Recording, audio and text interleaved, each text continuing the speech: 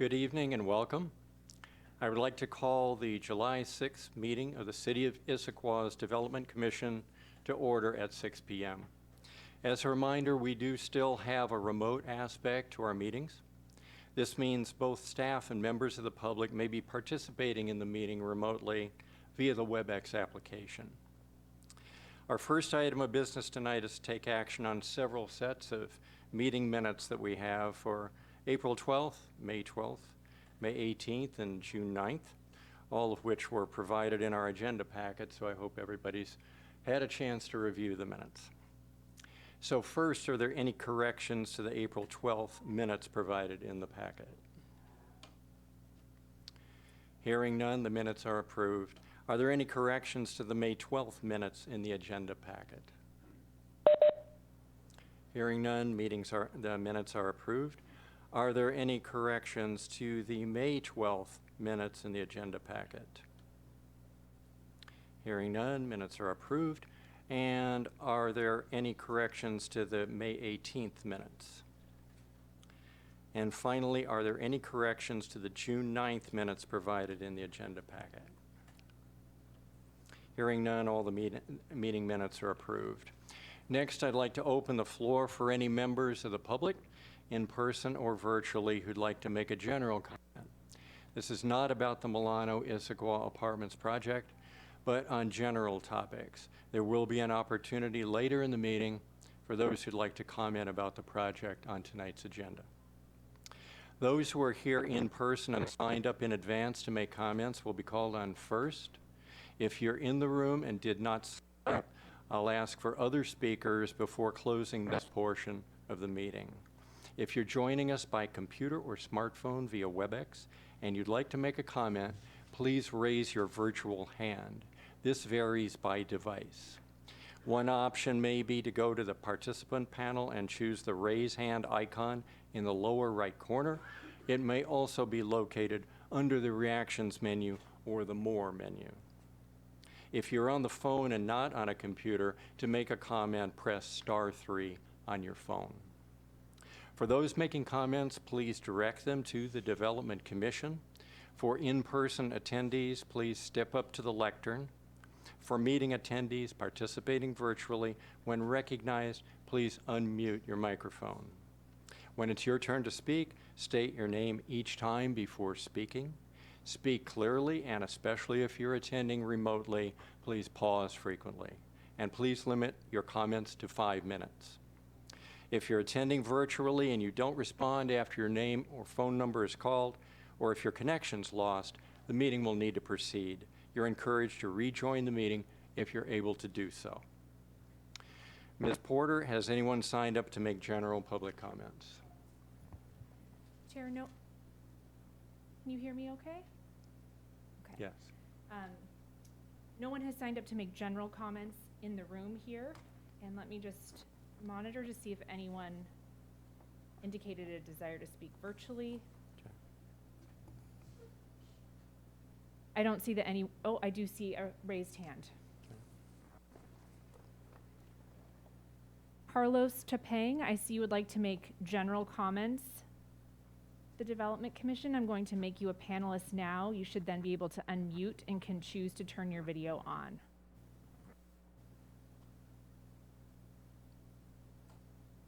Carlos, you have the floor.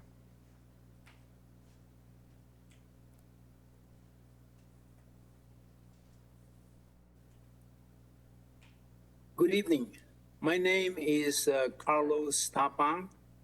I understand it was stated that this is not about the Milano apartments that's being built. However, I do want to make a general comment, and that is that we make a lot of effort in following building codes.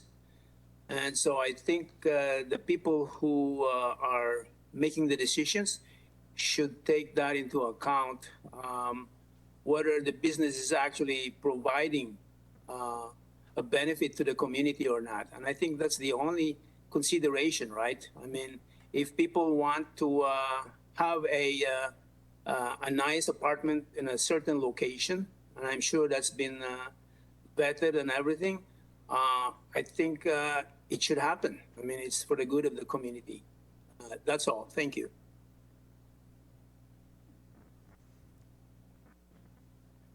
Chair, I'm monitoring the other virtual attendees, and I don't see that anyone's wishing to make general comments at this time. Okay, thank you. If you have not signed up, is there anyone else in the room who would like to make a general comment to the commission?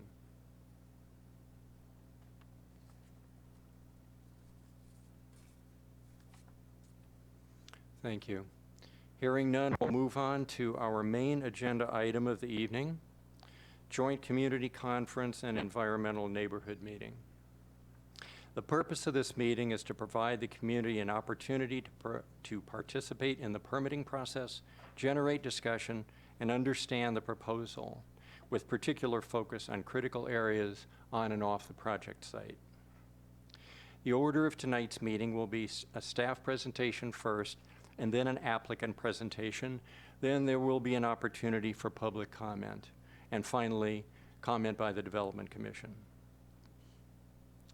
Now we'll proceed with the staff's presentation. Ms. Porter, please go ahead.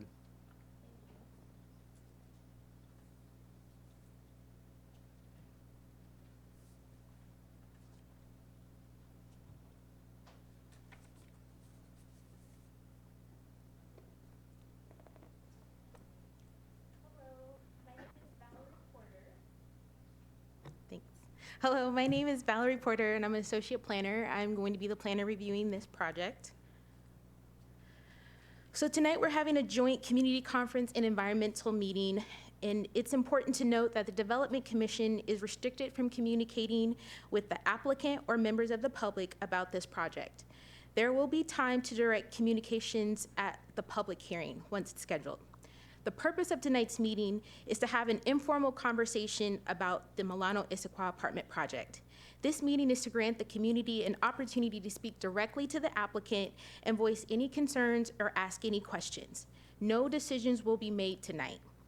Staff would like to hear from the community about big picture items, issues that focus on the project's design, site challenges, or any creative ideas you may have. Comments related to the critical areas on site will be provided to the Environmental Board, which advised the mayor, city council, and staff, and all general comments will be used to assess the project in coordination with the project review. So when the time comes and the meeting is opened up for comments and questions, please direct all questions and comments to the applicant. Any questions regarding permitting or the process, you can direct to staff. So just a little bit about the permitting process. So in order for this proposal to proceed, it requires an approved site development permit and a SEPA decision, which the applicant has applied for and is currently under city review. Once staff completes their review, a SEPA decision will be issued by staff, and staff will make a recommendation to the Development Commission, which are the decision makers for the site development permit. A decision by the Development Commission will be made during a public hearing. And prior to the public hearing, notices will be sent out to property owners within 300 feet of the site, parties of records, and a notice or information will be also posted on the site board, as well as posted on the city's active projects list. Should the project be approved, the project will then move to the construction phase, and once all necessary construction permits have been obtained, the project may begin construction. So just a little information about the site. The site is located at 2300 Newport Way Northwest, which is on the east side of Newport Way and Pine Cone Drive.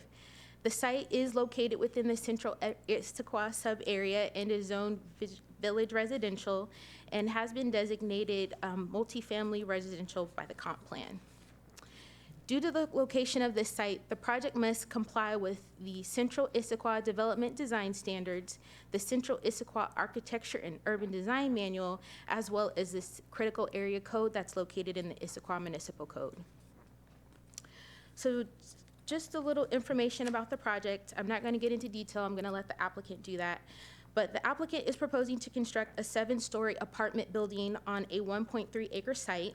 The apartment building will house 104 units with 90 parking stalls and an under-building parking garage.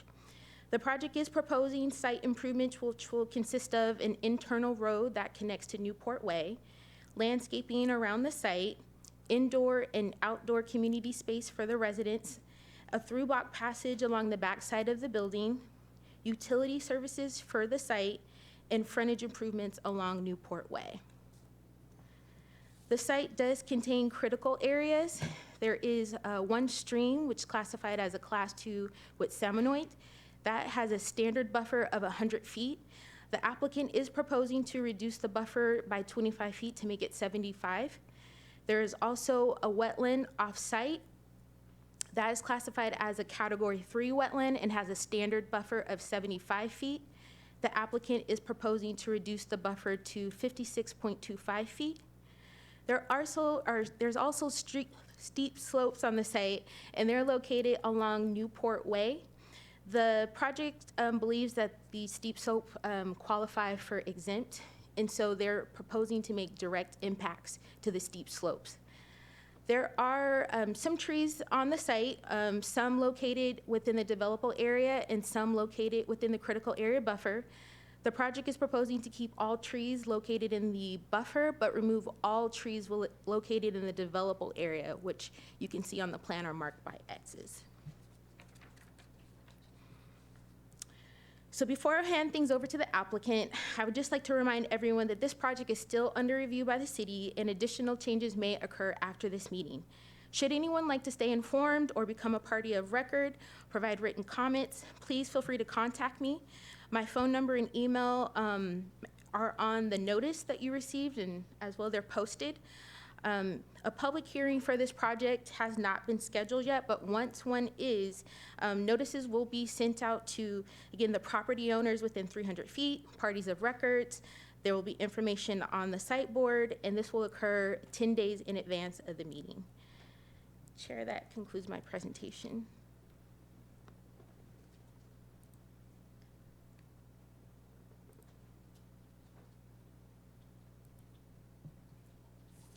Thank you. Now we'll proceed with the applicant's presentation by their consultant team. If you would please provide information on your team during your presentation.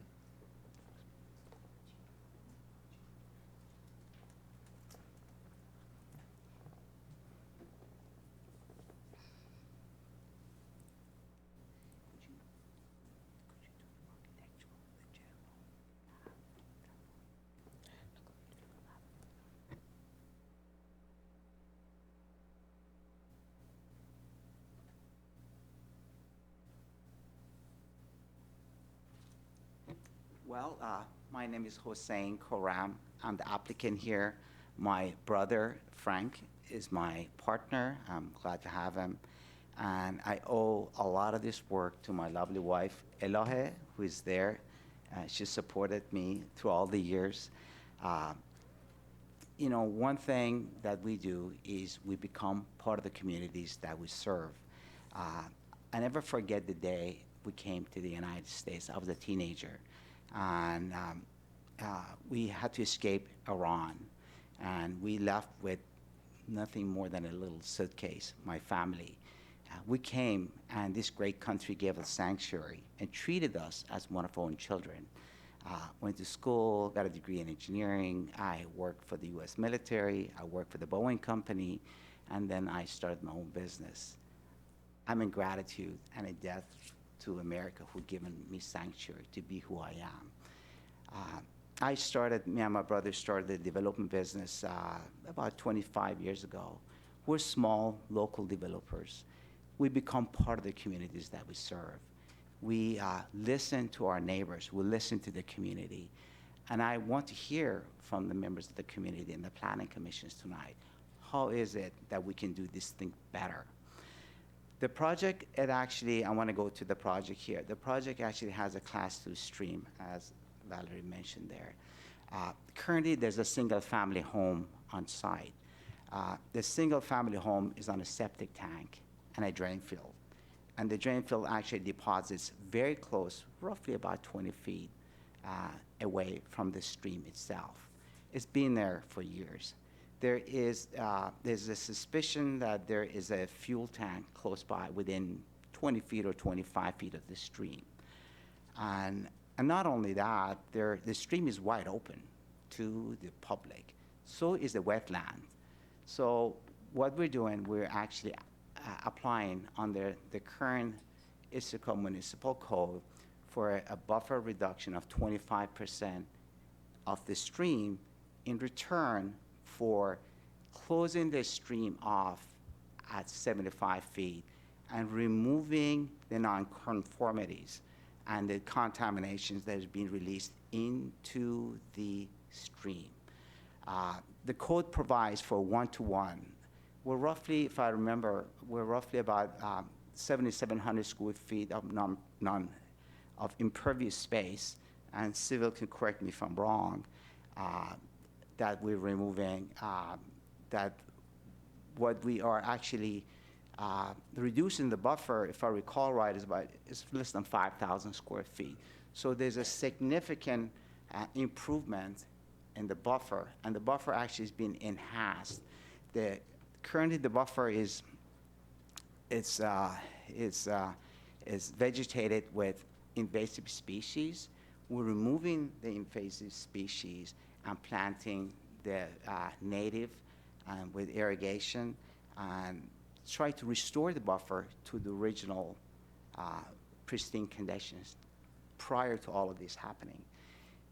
On the wetland, the wetland actually is 75 feet, that's correct. The submission that we had about 2 months ago, it asked for a 25% reduction. I'm sorry to say we were wrong.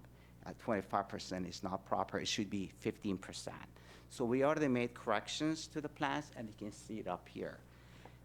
In addition, we found out just the last week, and this has been a work in progress. I really appreciate working with the city staff. They've been lovely. But this is a very complicated field. Development is not easy. We've gone through hundreds of revisions, and there's going to be more. Everything and anything we found out to date, we've been able to fix. There was a decision made that the setbacks from the underground detention vault should be 20 to the north to the property line and 20 to the south. We had asked for a reduction, and that was not acceptable. We're fine with that. We want to make sure the emergency vehicles and public safety is properly it's operated in that area. So we pushed the building down south, as you can see, so we'll cut up the north of the building. So I think the 104 was thing of the past. It's going to be less now, and we try to find out how many units it will be, hopefully within the next week or two. I think this is going to be a great improvement for the community. We're going to serve a purpose. The purpose is provide housing to the people. There will be affordable housing. We are voluntarily applying for the affordable housing, and in the density bonus program, there are density increases. We asking for those under the density bonus program. The way it is, that 2/3 of it, we provide a fee for the density increase. For the 1/3 is the affordable units. Under the old plan, which submitted 2 months ago, we were at 12, then the numbers went up to 20, and now we might be a little less, something between 10 and 20 affordable units. 80% of them are going to be at King County median income, and the 20% would be at 50%. And this is a very difficult time for many in the public, especially our youth. With the rental and cost of housing having gone up, something in the range of 28% to vicinity of 50% for the sale products, people are struggling. We want to be able to help any way we can. And this is one of the ways that I can pay back to the community. There was some questions about setback from the frontage.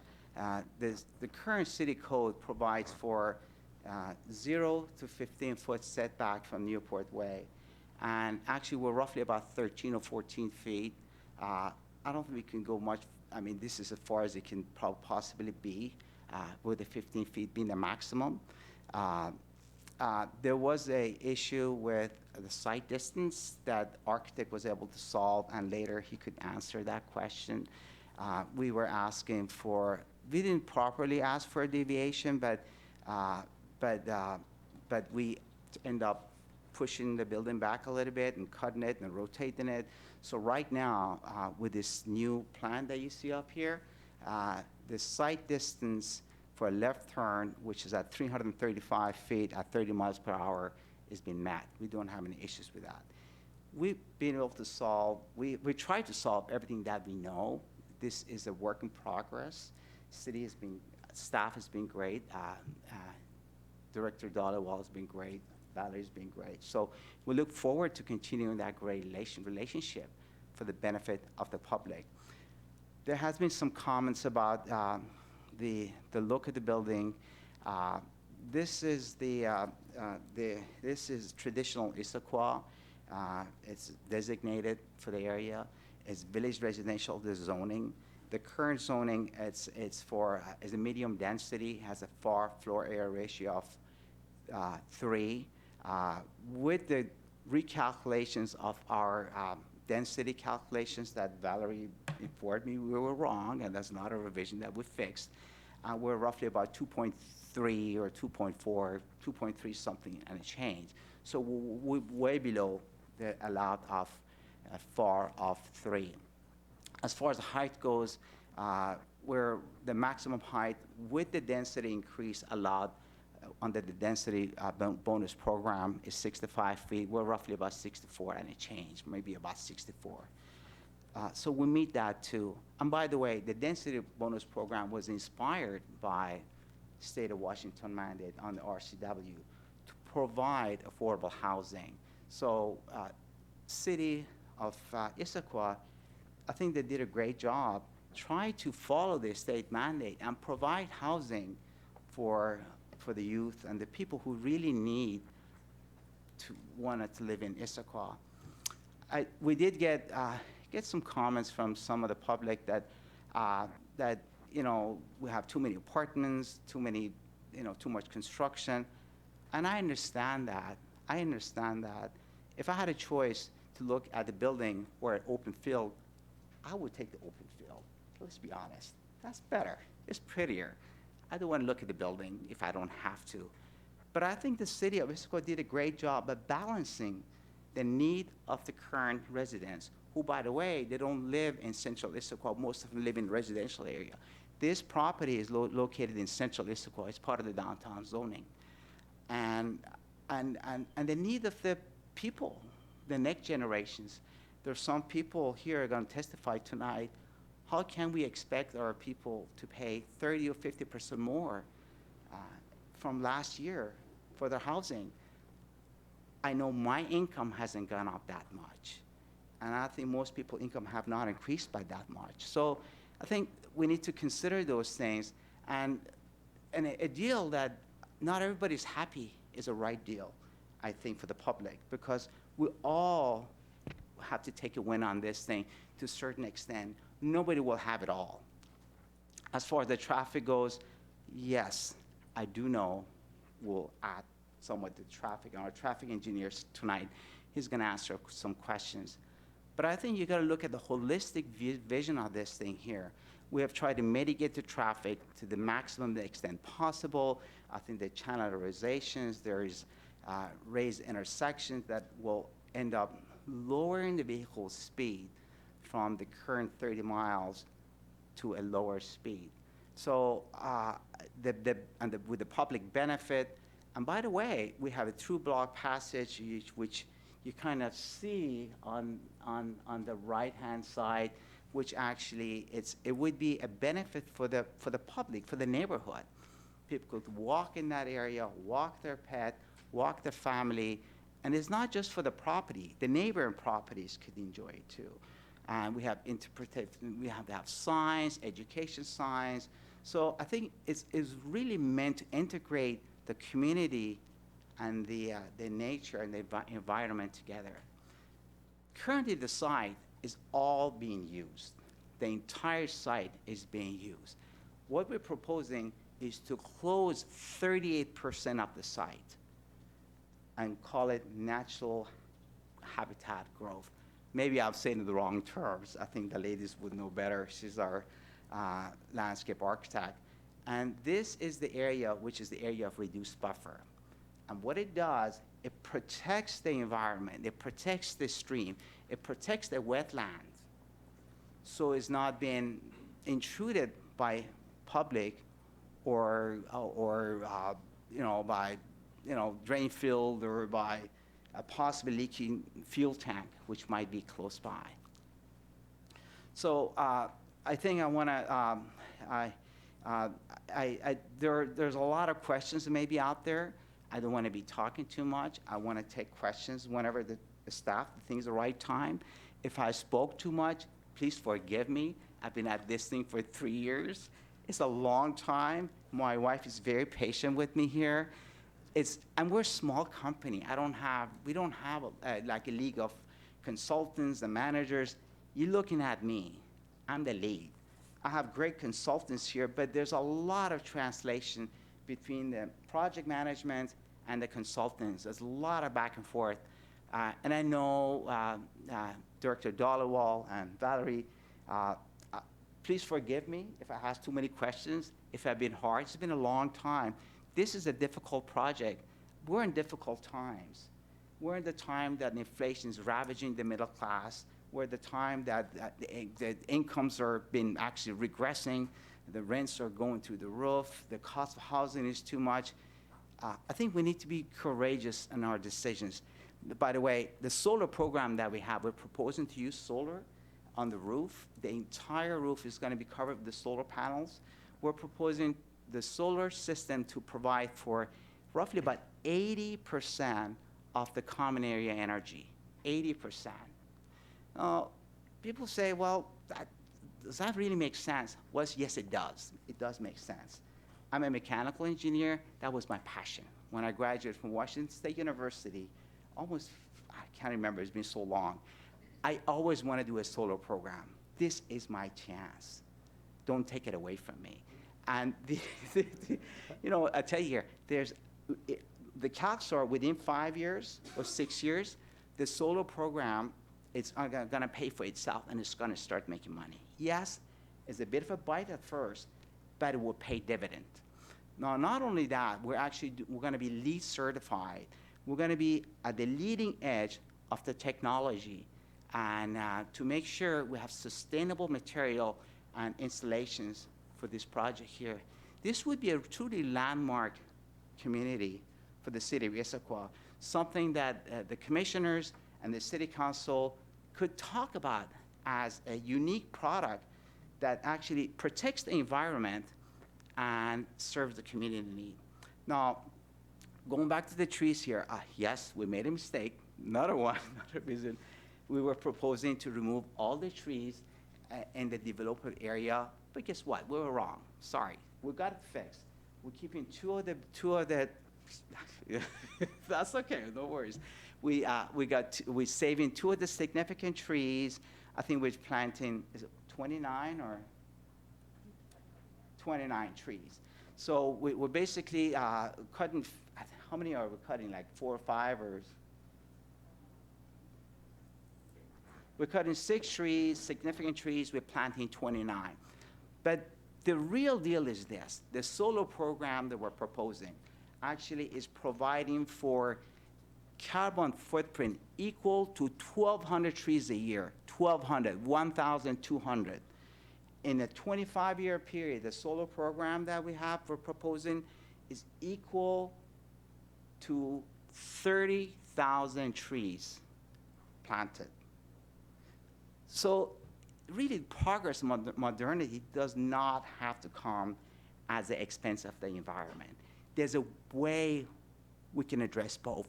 And this is the opportunity for City of Issaquah and the planning commissioners to take the bold step and go forward.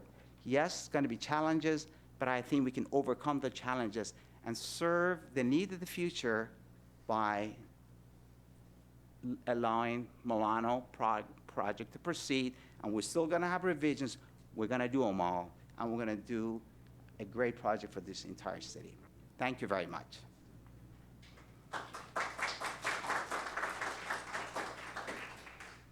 Thank you, Mr. Crum. Does that conclude your presentation? Yes, sir. Thank you. Now I'm going to open the meeting for public questions and comments. For those making comments, as Ms. Porter mentioned earlier, please direct your comments and questions to the applicant. The staff's here to answer questions about the review and permitting process, but I ask that all questions related to the site or the design be directed to the applicant and his design team. As a reminder, when it's your turn to speak, state your name each time before speaking, speak clearly, and limit your comments to 5 minutes. After a comment or question has been stated, the applicant or someone from the design team will provide a response. Do we have anyone signed up for comment on this topic? Yes, we currently have 17 individuals signed up to make comments here in the room, and I will monitor our virtual attendees. We'll go through the in-person attendees first, and the first speaker is Kyle Lebdiev.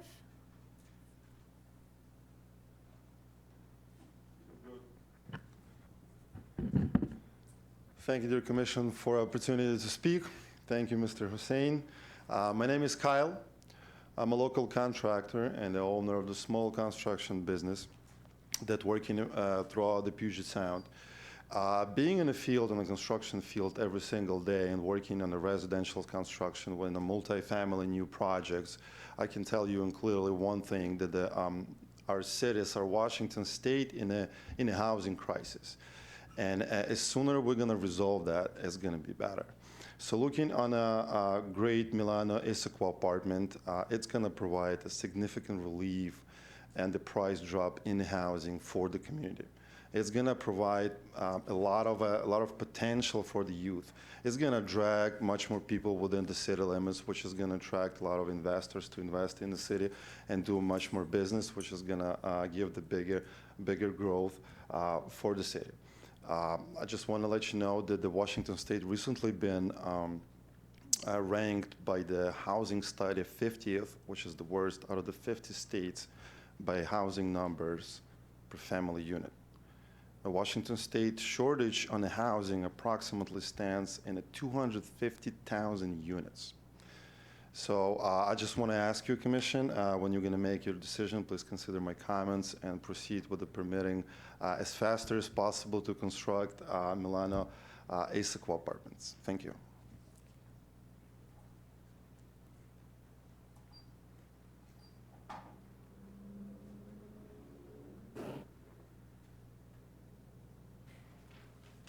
Sorry. Next, we have Paul Hess. My name is Paul Hess. I want to thank the Commission for this opportunity. You're this unsung heroes of city government. And I like the fact that you use the name development rather than planning. I want to ask a couple of questions of Hussein. I consider him a real friend, known him 14 years. I consider him a brother. He's honest. He's first-generation American. He's made it from nothing, along with his brother Frank. He's Muslim American. He's bright, knowledgeable, humble, creative, direct, respectful, and I trust him. And he also is willing to admit, and he's done it 2 or 3 times tonight already, if he makes a mistake, he'll tell you. And then he wants to fix it. He has a wonderful attitude toward life, a wonderful wife, and 2 sons. So what I want to do with my remaining time is ask a couple of questions. And I did not tell him what these questions were in advance. The first question is, Hussein, why do you consider this a special project for Issaquah?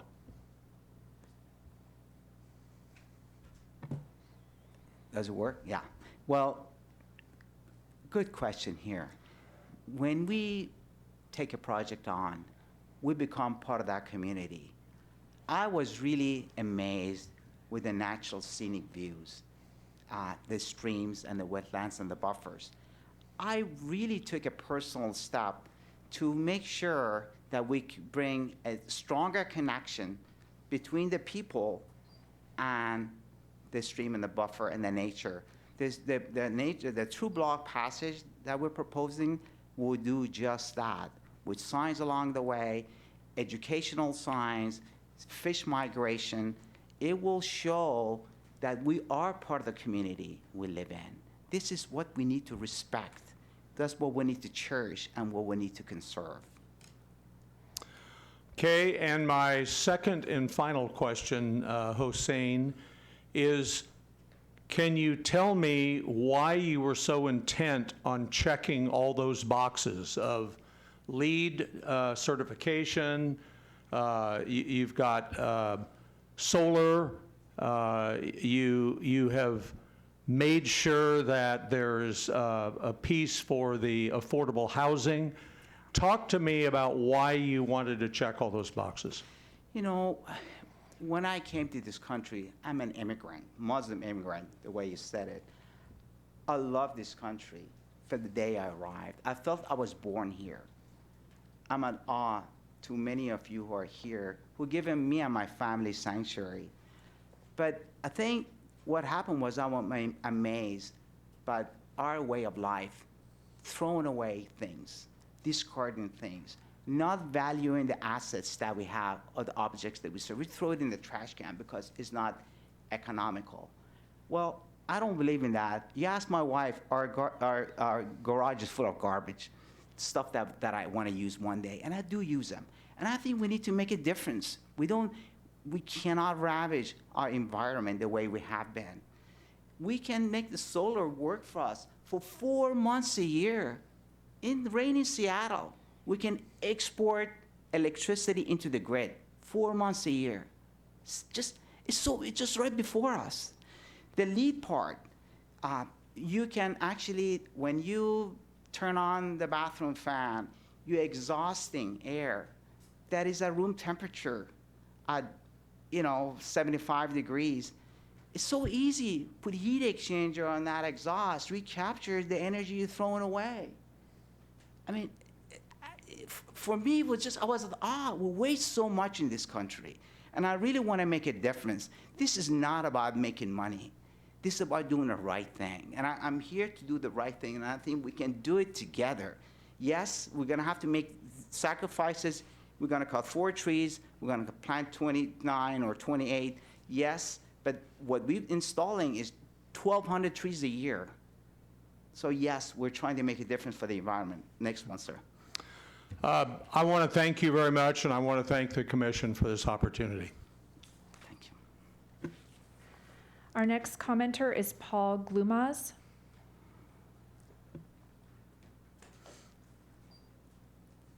I would like to defer to the next person, okay? Thank you, Paul. Thank you. Next, we have Richard Tobin. Thank the commission. So I met Hussein probably about 18 years ago. Haven't actually seen him in 18 years, but I saw the email that came across about the project. I'm also a financial advisor. One of the things I'm able to help my clients with are projects, multifamily houses, things of this sort. Actually, none of them in the state of Washington. They're out in a different location. But what's fascinating is, my understanding is we have a dearth of inventory, which they say it's not going to be filled until 2030. And just talking to someone, about 2-3 days ago, it might not be until 2035. We don't really have enough places for people to lease and to rent. And so it's actually a concern. And with interest rates going up significantly, a lot of people cannot afford a place to be able to live. And so it seems like we don't have enough locations here in the state of Washington. So that's why I came, because I see there's a lot of legislature, things of this sort, not only here, but throughout the state of Washington, potentially at the level of the state, that's going to make it more and more difficult to be building in the state. And there's a lot of reason that we're going to lose a lot of people. I went to it, I'm getting involved in manufacturing housing for other reasons, and I'm talking to a lot of people who are owners of properties, and a lot of them are selling and leaving the state. And if we don't do something to work with the people building and owning, we're going to be in a lot of trouble in the state. And that's why I came out when I saw that. So I want to take more time. Next, we have Ed Kotlyar.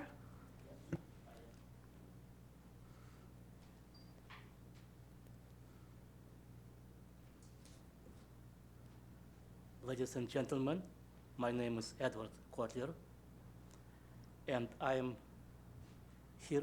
living in Bellevue, in Milano apartment. It is a beautiful place to live.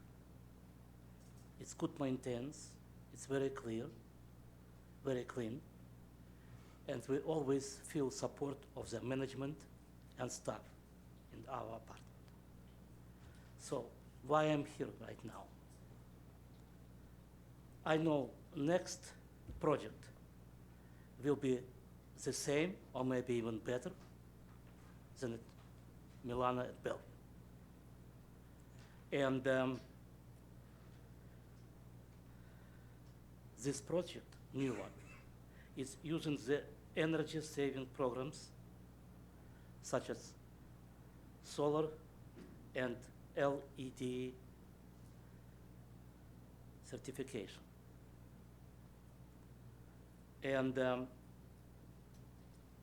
this stuff will help,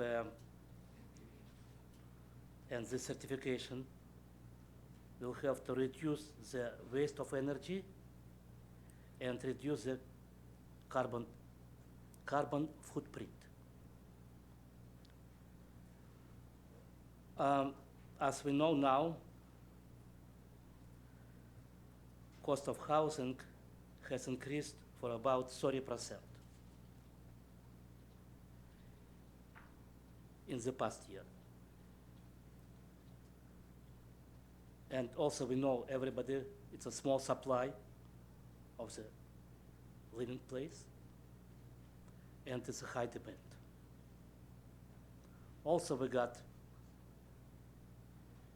drastic increase of the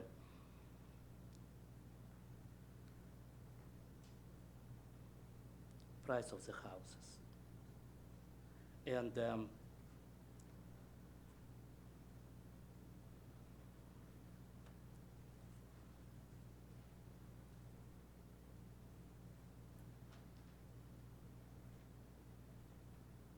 I was somewhere.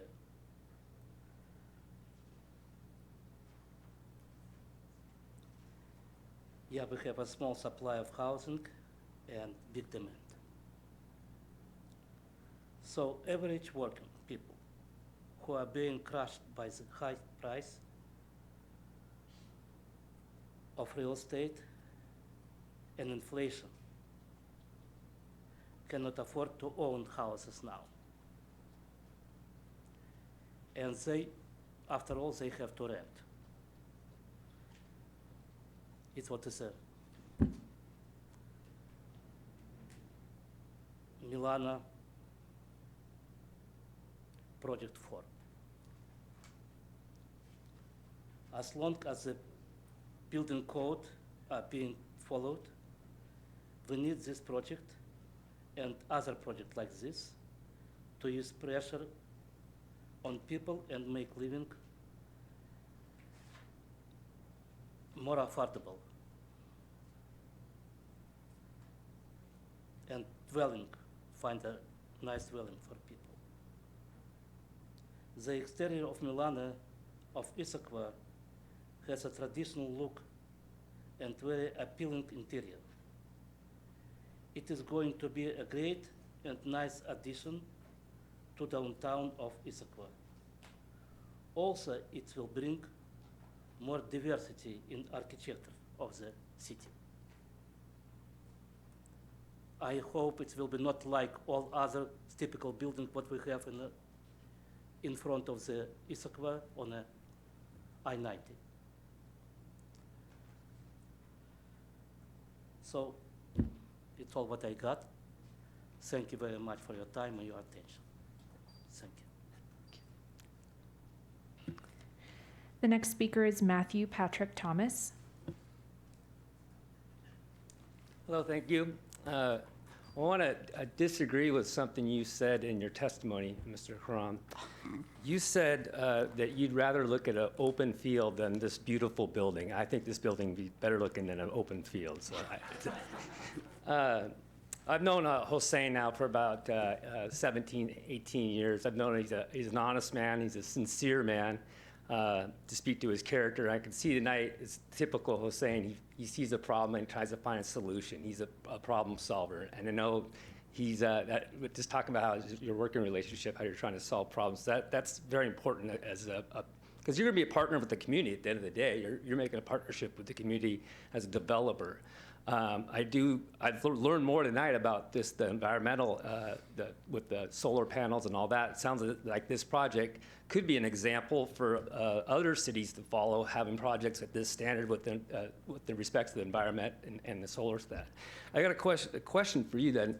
Have you looked at what the job creation or jobs that would be involved with building a project like this, and maybe the tax revenues aspect of that? Good question. You guys are surprising me with questions unannounced, but that's okay. Yeah, I know, sorry. Okay. See, Hopefully I get the yeah. right answers to these things here. Yeah. Well, that's a real good question here. I haven't worked out the numbers. This was a surprise to me. But I expect the impact fees to be about $2.5 to $3.5 million. I think earlier today there was a question that came from Valerie. There was an issue about, there was a question about our schools are getting full. So, 2.5 to 3.5 impact fees, a lot of it goes to school, is a big deal. In addition to that, we have the permitting fees. I don't know exactly what the permitting fees would be with water cascade charges. I would give it $1 million, just nice even number. And then on top of that, we have property, we have the sales tax and B&O tax. I think we're probably talking, give or take, about another, say, I don't know, $3.5 million. To add all this stuff up, you're talking close to $10 million benefit for the community.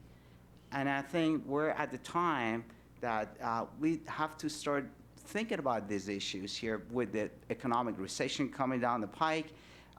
There was a question about the school. Well, with $10 million, I think Issaquah could build another school. Thank you. Thank you for the answer. Well, I think this commission and the city has an opportunity to work with the first-generation Iranian-American immigrants. Are working great. The family stories, it's crazy how they came over here, but you guys are making it, and you're doing it, and you're a pillar. And it shows by the members in this room that showed up here tonight to support you. That speaks to your character. So thank you for the time, Commission. Thank you. The next speaker is Anita Roberts.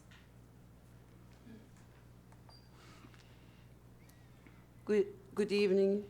My name is Anita Roberts. I know Hussein for, actually it started with our parents. Our first generation Iranian moved to this country. Our parents were best friends, and I got to know Hussein a bit more the last few years. I'm in the construction business for the last 17 years, working with many architect, designers, and developer throughout the whole Puget Sound area. And seeing this project that Hussein has is extremely green with the LEED certification and the solar system. It's like one of the few buildings that I have seen that is going to be as green as it could be. And knowing Hussein, he is very humble, and he will do everything he can to meet the quota and the expectation from the city council and city requirement. So thank you so much, and I would love to see if this project get approved and move forward. Thank you.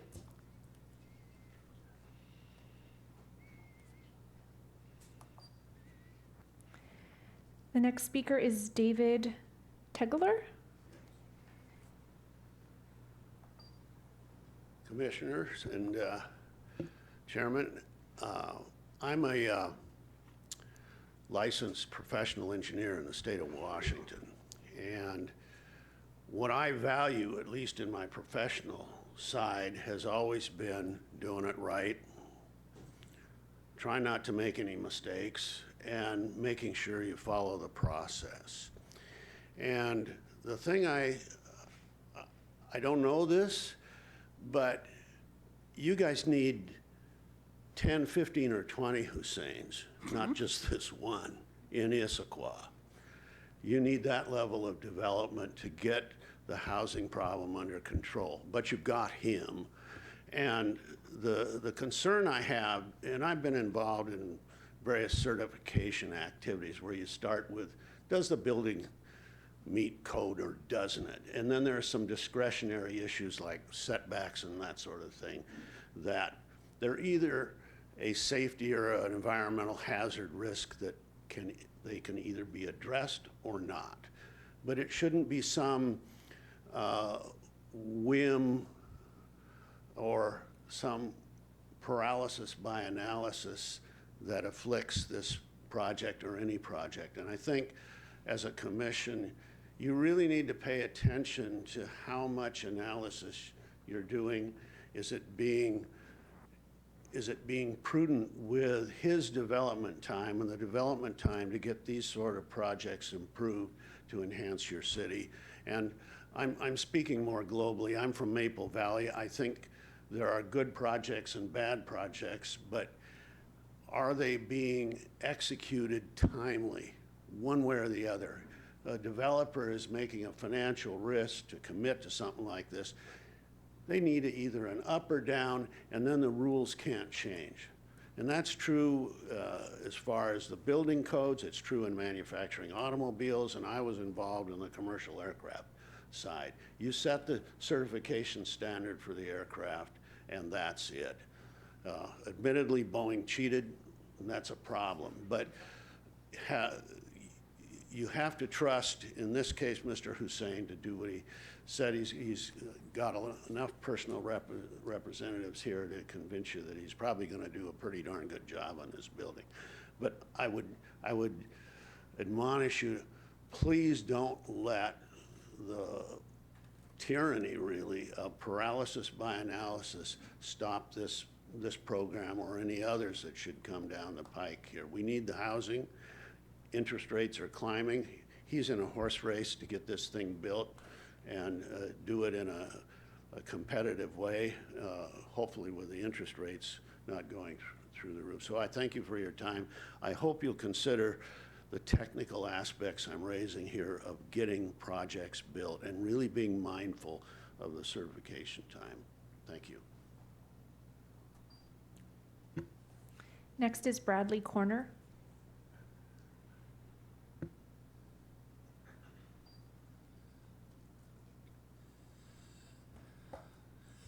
Yeah, my name is Brad Corner, and I first want to thank the Development Commission, the City of Issaquah, the planning staff, and the developer for holding this meeting and allowing public input. After a very careful review of all the materials that I could find online, as well as interviewing the developer, I'm going to tell you right now, he did not ask me to say what I'm going to say next in this testimony. In my history of 45 years as an activist in the development business in Puget Sound, I have spoken equally against as well as for developments.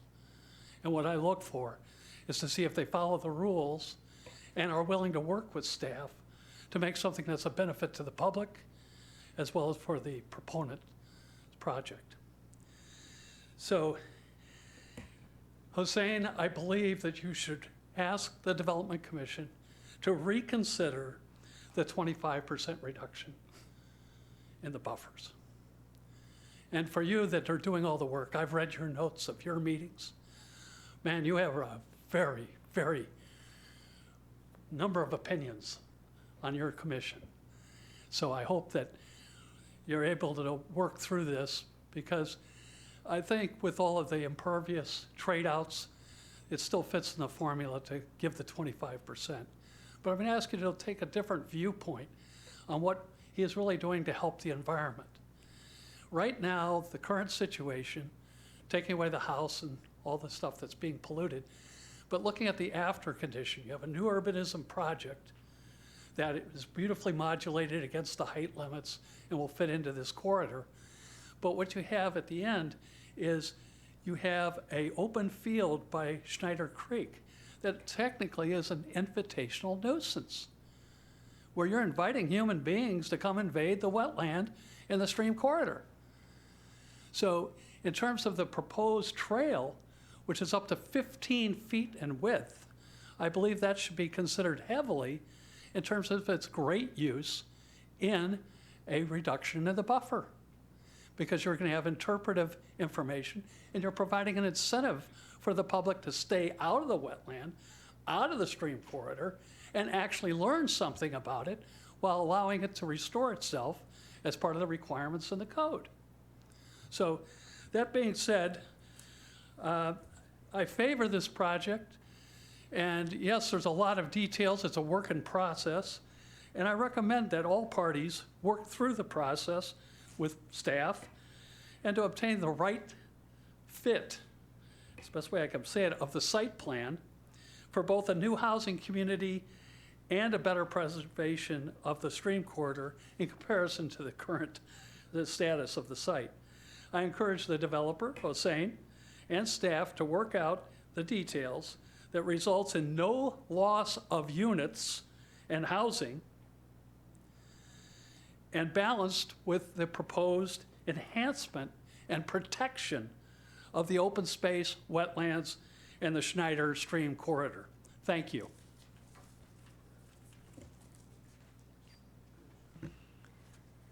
The next speaker is Landon Halverson.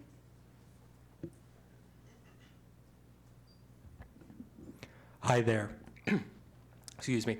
First, I want to start by saying thank you to Ms. Porter and her team, as well as to Mr. Karam and his team for the presentations they gave. They were very insightful and helpful. And thank you to the Commission for taking time to be here today to hear us. My name is Landon Halverson. I'm a resident of Central Issaquah. I live about 600 feet that way. I'm a renter here in downtown. And I'm here for one reason and one reason only. And that is because I see every day firsthand the need for more affordable housing, affordable, desirable, and eco-friendly housing in Issaquah. And after extensive research on this project, I believe that the Milano Issaquah Apartments is what our city needs. Over the past 12 months, and a few others have mentioned this, the cost of rent in Issaquah has increased by nearly 30%. This is a figure that will be brought off often, but this is not just a figure for me that I read. It's a figure that I live. And I can tell you on behalf of renters here in the city of Issaquah, we are hurting right now. And we are hurting because there is a lack of affordable housing in our communities. I've lived here for years, and I don't want to leave Issaquah, but it's getting to the point where I may have to, simply because I cannot afford to live here. I work here in downtown Issaquah at a small business in downtown Issaquah. I live here. I love it, and I don't want to have to leave this community that's given me so much.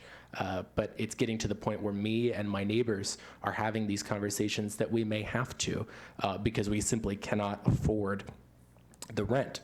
And ultimately, it comes back to a very simple problem, and that is a supply and demand imbalance. We need more housing here in the city of Issaquah in order to keep up with the demand that we face. And as a resident, I am excited to see that we have a developer who wants to work with the community he's coming into, who wants to make sure it's meeting environmental standards, who's making sure that we are being included in that conversation. Because a lot of developers would not do that. Developers do not have to do that. They have to have meetings, but they really do not have to make an effort to reach out to their community to the extent that Hossein has done. And I believe that we should be rewarding that. Because, like I said, that doesn't happen very often. And when the city has the opportunity to partner with the developer, who not only says that he's going to work with our community, but has proven for the past 20 years in his other projects, like others have mentioned, that he has worked with the community, he has a record of doing so. That's exciting for me as a resident and as a person who would consider living in a unit like Hossein's or another around the area. That's exciting for me because we see that we have an opportunity to really have a partnership, and a partnership that lasts. So ultimately, there was only one other thing that I really wanted to mention today, and it was mentioned by somebody else, but I want to mention it again because I think it's so important. And that is that, to my understanding and everything I've read, the Milano Issaquah apartments meets the codes that were established by the Central Issaquah Plan and by other plans. For that reason, that reason alone, it is important that this project not face too many setbacks. We as a city have a responsibility to make it very clear to developers, this is what we expect of you. This is how you get a project approved. If you meet the standard, you get to build. If you don't meet the standard, you don't get to build. And it needs to be that simple because it is the only way we can avoid conflicts of interest. It's the only way that we can avoid backroom deals. We have a responsibility to developers to make those expectations very, very clear. And then again, when they are so willing to look at those expectations and say, not only how can we meet them, but how can we go above and beyond to make sure that we are really serving the community we're going into and doing our due diligence to ensure that we're doing the work that needs to be done. That is exciting, and that deserves to be rewarded. That's the kind of development we want in the city of Issaquah. Development in our city at this point in 2022 is inevitable. It's inevitable. We are growing. And I am excited to see that we have somebody here who genuinely cares about our community because that cannot be said about many developers. Thank you. Real quickly, we have 7 more individuals in the room here who have signed up to speak, and then we'll move to the virtual attendees. I see we have about a half dozen virtual attendees who would like to make comments tonight. Our next speaker in the room here is Bob Haglund. Thank you, Commissioners. Thank you, Hussein. And I'd like to also thank Ms. Porter for the very thoughtful email response she sent me. It was very complete, and I really appreciate that. I have I've worked a little bit with Hussein. I've known him a couple of months, so I don't have the long-term relationship that a lot of people do here. But I think it's really important to take a step back from this project a little bit and look at the bigger picture, because that was something that we were invited to talk about. The 3 things I like to talk about myself are health, environment, and our kids. And I know health doesn't really come up too often when talking about housing, but I sit on the Health Equity Task Force for United Health Group, and I work on projects involving Medicaid and Medicare Advantage recipients, people who are typically lower income and do make the choice between housing expenses, healthcare expenses, and other living expenses like food.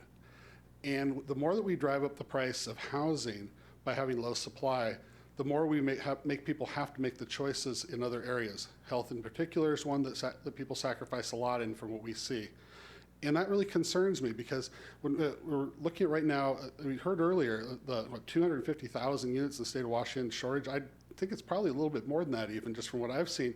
But the fact is though that is really driving people to have to make sacrifices. And by adding more units that are built responsibly to code, meet environmental requirements and that fit into the community really does improve the quality of life for people in Issaquah and elsewhere in the state. I live in Granite Falls. I live it's an hour-and-a-half drive from here. But I thought it was important to come and talk about this because it's something that we're seeing in our own community. The choices that people are having to make because of how few open housing units are available for people. When it comes to the issue of environment, I'm a very strong environmentalist. I really believe that we need to protect the environment we live in. We all have to live in it. It's not something that we can, trash and then kind of come back and fix later. You've seen how expensive it is to undo environmental damage. And this project in particular, it's interesting. I drove out there and took a look and took some pictures even. Undoing the environmental damage of having a house with a septic tank right next to a salmon stream, I think is interesting. I appreciate that people are doing that. Whether it's Hussein or any other builder that's doing that or the city itself, but I know how expensive that is. It's better to make those choices up front now, or frankly, get a developer who's willing to pay for it to do it than to have to push that down the road to the future when it's going to cost even more and there's going to be damage done in the meantime. And about our kids, really it comes down to is we're going to drive our kids out of the communities. The community I live in, my son, who's 22 years old, can't really find a place to live. He has to live in a kind of a one-bedroom apartment that's really not much of an apartment at all. And he was lucky to get that. Most of the people I know that are young people in Granite Falls and Issaquah, I'm sure is going to face some of the same problems, end up having to leave the communities they're tied to because they just can't afford to live there because there just aren't enough housing units. The laws of supply and demand do apply. Sometimes we don't like it, but they do. The more supply there is, the lower the cost, because there's less money that needs to chase after it.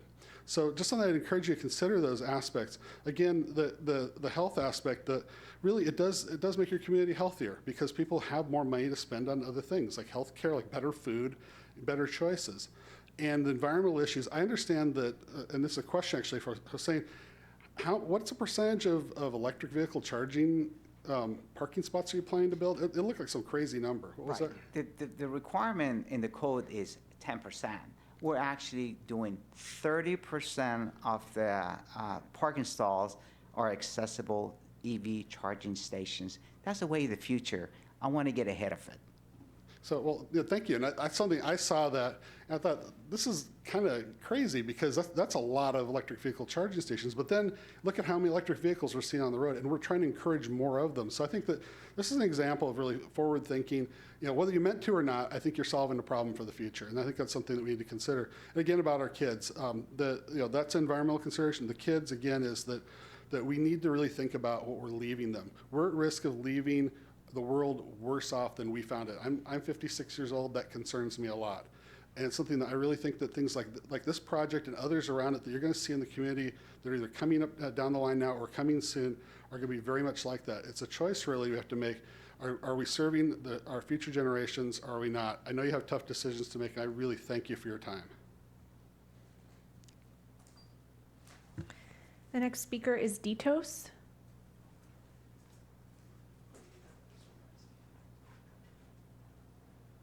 Hello.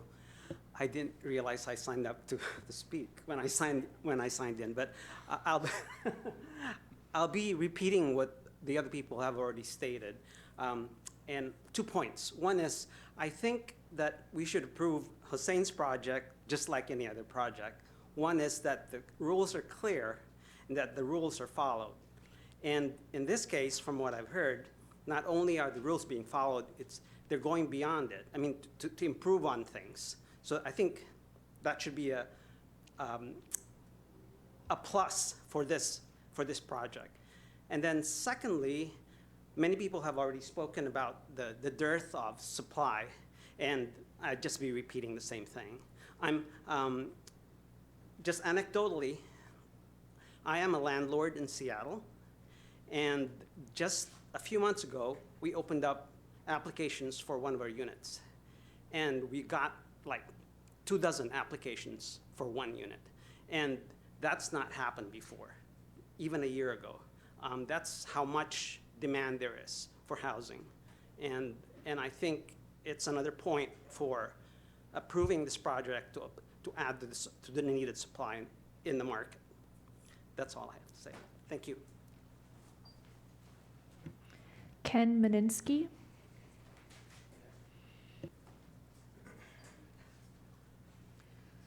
Thank you to the commission for listening to all the public comment.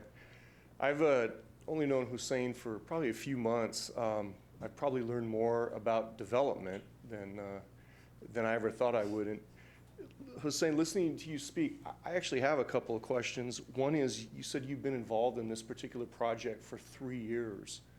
What has all that time been spent on, just kind of in a nutshell? Well, a good question here. The COVID really hurt. COVID really put us behind.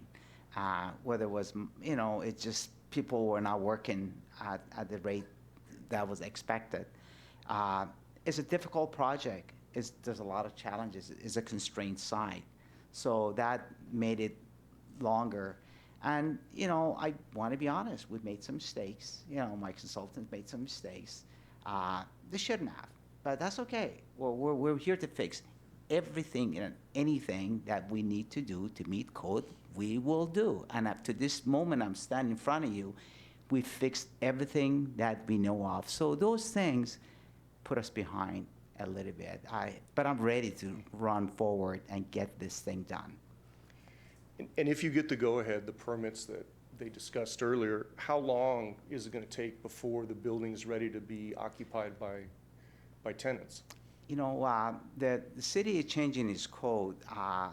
The land use code is changing, as I understand it, and the staff could correct me if I'm wrong. I need to turn in for my building permit before the year's end, or my vesting in the current land use code would expire. So it's a little scary, to say the least. And usually this doesn't happen to me term, but it's happening here, but that's okay. I think we're there. We're at the very final stages. I welcome the staff and my consultants working together so we get this thing done. We expect to turn in for the building permit in the next, usually 2 months, maybe 3 at most. Turn that in, get vested. Hopefully we'll have our building permit issued, in spring of '23. We want to be able to start right away. There's a risk. I'm against time. I don't know what's going to happen. Are we going to have World War III coming down the pike? Or what's going to happen to interest rates? So it's a race against time. Please help me to get there. Thanks. I don't want to run over all the supply and demand imbalances that have been brought up before. I'm also from Maple Valley. I take more of a regional look when we look at a project like this. My concern is that you have a local, a small businessman, a developer who's trying to do the right thing, who's kind of really thought of everything in light of the current environmental standards and low-income housing. I think my concern is that if we don't see this project move forward and get done to the benefit of the community here in Issaquah, what chance are other developers going to step forward in communities like Maple Valley and North Bend and other places on the east side as we see more people desiring to live here, we see more companies coming out to this area, and more people that are going to be working from home in units like Hussein's trying to construct here. So I would implore the commission to look very seriously at his proposal. He seems to be a worthy partner, willing to cooperate, as I know he is. He's lucky he has local folks like you here in the community to work with. Like Mr. Tiegler, I'm also involved in the aviation industry, and I'm sure you're probably a lot better to deal with than the FAA. So with that being said, I hope this project will move forward. I support it. I think we need to figure out a way to not only balance the constraints of land use as well as all of the environmental regulations and balance just all of the interests that go into building anything today, and balance that against the benefit to the community and the severe need for housing supply in order to bring the cost down. I have 2 young daughters that I'm raising, and like Landon mentioned earlier, I think as a parent, I have a big concern about what their future is going to look like, and that, like all of us when we turned 18 or got out of college and we got our first place, that's a momentous life event and responsibility to take on. So I hope you will contribute to future generations in seeing fit to move this project forward, and I thank you for your time. The next speaker is Beth Darnshang.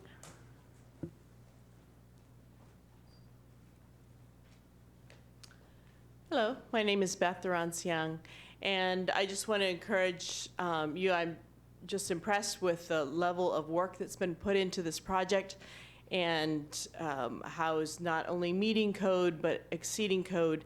And with all the many speakers have already talked about the housing needs in the community and the whole area, and I think we need to reward developers who meet code and exceed code by quickly approving their permits in order to provide the housing, and also reward developers who work to provide good housing for the community. Thank you.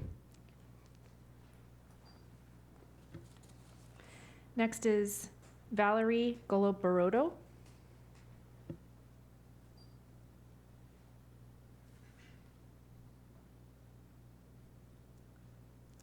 Good evening, dear Commission.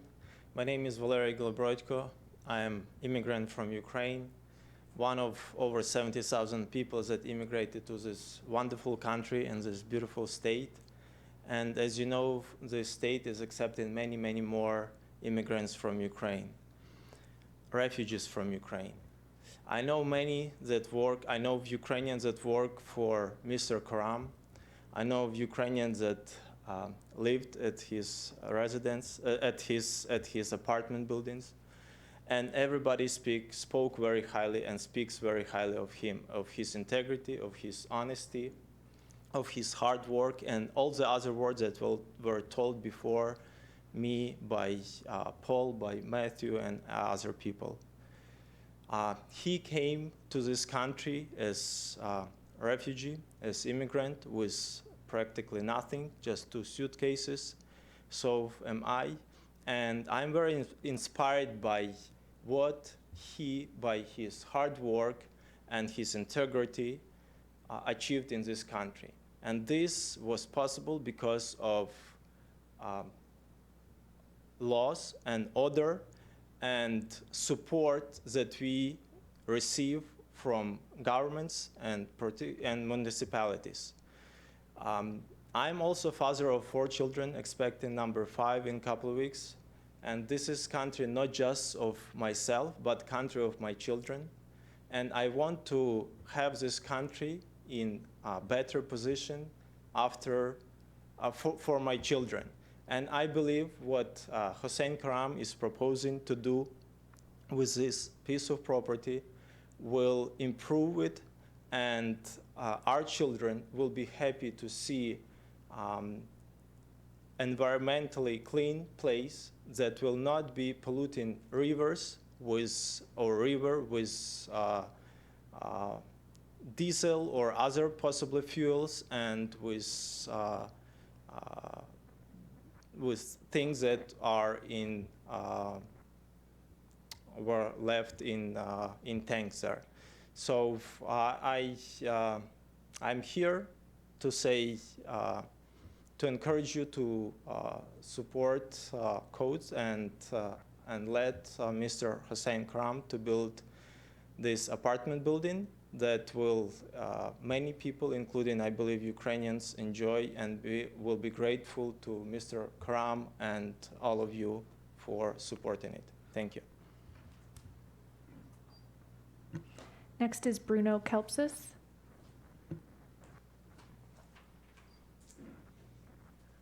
Good evening. Bruno Kelpsis from Snoqualmie. Thank you to the Commission for giving me the opportunity to make comments, and to the staff and to the team. I'm from Snoqualmie, and the reason I'm here really is regarding the cost of housing. I do volunteer work with 3 different organizations and several others. They all have one thing in common: the cost of housing. I do volunteer work at Echo Glen Juvenile Detention Center, which is right up the street, which happens to also have the Issaquah School District within the Echo Glen area. Even though it's in Snoqualmie, it comes under Issaquah School District. And those are for juveniles who are put under detention and who are looking for assistance, and I volunteer there. I volunteer also at the Genesis Project in SeaTac, which gets women out of trafficking and prostitution. And I also work with the Knights of Columbus, who's been also helping out with those who are in need in the Snoqualmie Valley. One thing in common with all of them is cost of housing. When I was working with the Genesis Project and working with one of their directors, she asked me, she goes, you know why women get into that lifestyle of prostitution and they get into trafficking? And I thought it would be abuse, domestic abuse, violence, something wrong with the family or mental health or maybe drugs. She goes, no, wrong, wrong, wrong. The cost of housing. And it shows you the impact on people's lives. What's even more concerning is those women I work with at the Genesis Project, they have been at Echo Glen. There's a revolving door of those people who are youth at Echo Glen. They now wind up somewhere else, unfortunately, and due to the cost of housing. I was working with one gentleman and his family with the Knights of Columbus. We were assisting this gentleman. He came from out of state looking for assistance. And the first thing we had to say to him, I had to pretty much impart on him, is you're probably in the wrong part of the state, the cost of housing. It's no cheaper here than anywhere else. If anything, it's pretty pricey. So the cost of housing is a big issue in this area. And as you see, it really impacts people of all lives. And, when I do volunteer work, I see this theme constantly taking place, even in our own area, whether it be Snoqualmie or within Issaquah. And as you heard, this is definitely regional in terms of an issue. My appeal to the commission is to please consider the proposal that has been provided to you by Mr. Karam and his team. It provides the standards and codes, quality of life standards as well for the community, and it's been done in good faith. I also have to say that I've been a former roofer. I know what it's like to grow up in a family-owned business, having your father be the owner, and working on the construction sites as a kid. So I appreciate the efforts being done by Mr. Karam and his team and his family. As a former roofer who was trained as a cart-carrying union journeyman roofer, I understand standards, and you better meet the specs or you're up on the roof correcting them. So I definitely vouch for the workmanship by Mr. Karam and his team. Thank you so much. Michelle Darnell.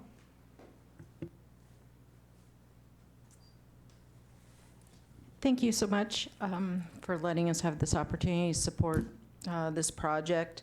You all have a very difficult job. I think we all are aware that our state is facing a significant housing crisis. But something I don't think has been mentioned tonight is there's also a tension in the air. The tension is between our care and concern for the environment and our care and concern for human life. And that's the tension, and that's the difficult thing that you guys have to manage and navigate through. So my hat's off to you, and my hat's off to you for the, allowing us this opportunity to speak and support this project. I'm here to support Hussein because I find him to be very thoughtful. He's courageous. He's compassionate. He cares immensely for this community. And I think you folks can follow that example. And as you face these difficult decisions about this project.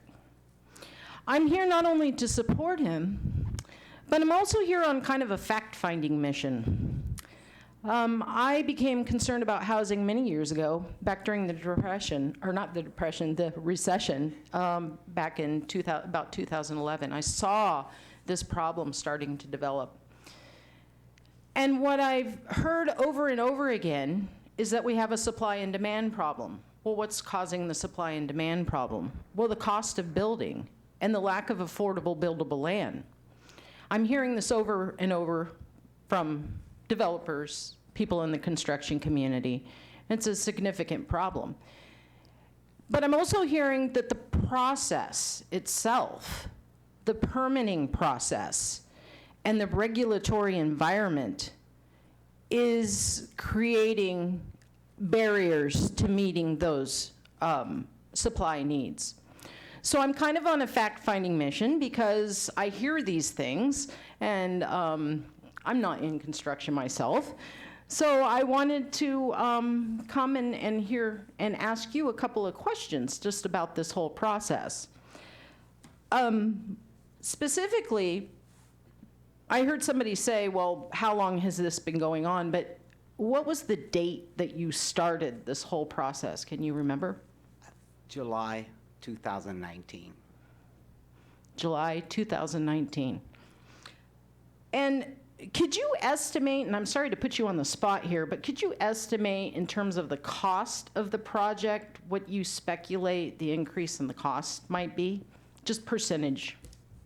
Well, just the construction cost increase has been, I'd say, a good 30% since then, 40% maybe. Significant increase.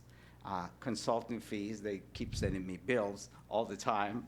Sorry, I keep paying, but there's no end to that, and it really hurts. I'd never inherited a cash pile.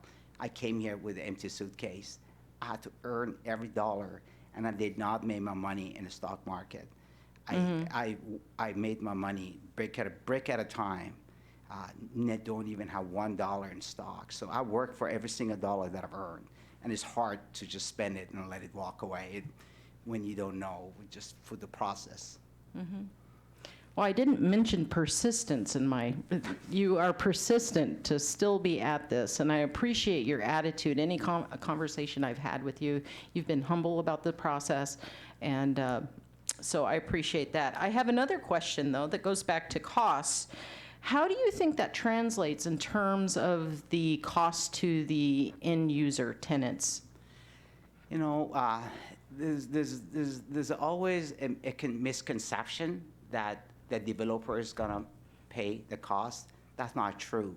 We pass the cost to the residents. It's very unfortunate, but that's how it works.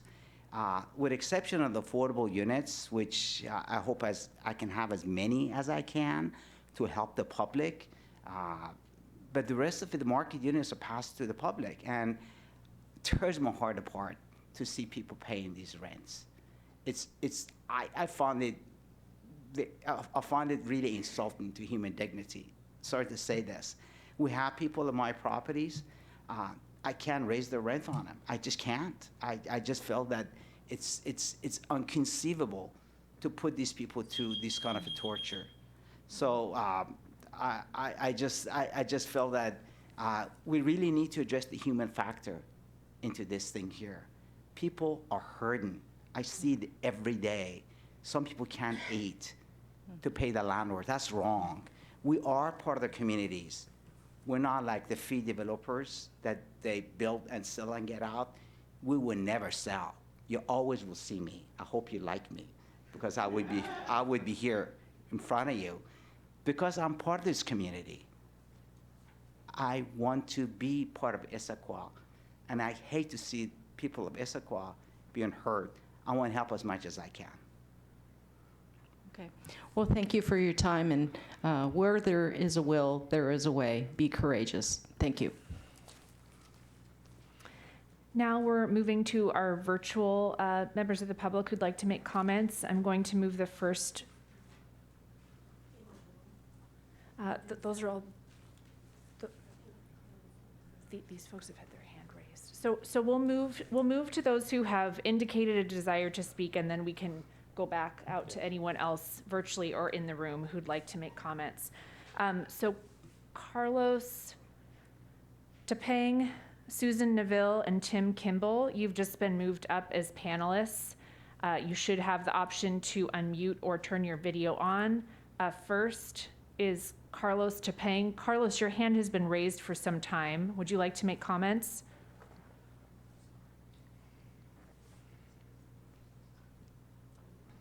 I'm following on.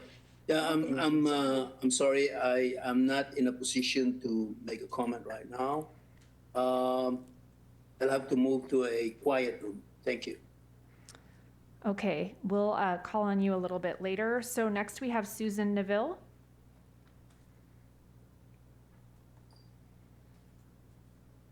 Hi, can you hear me?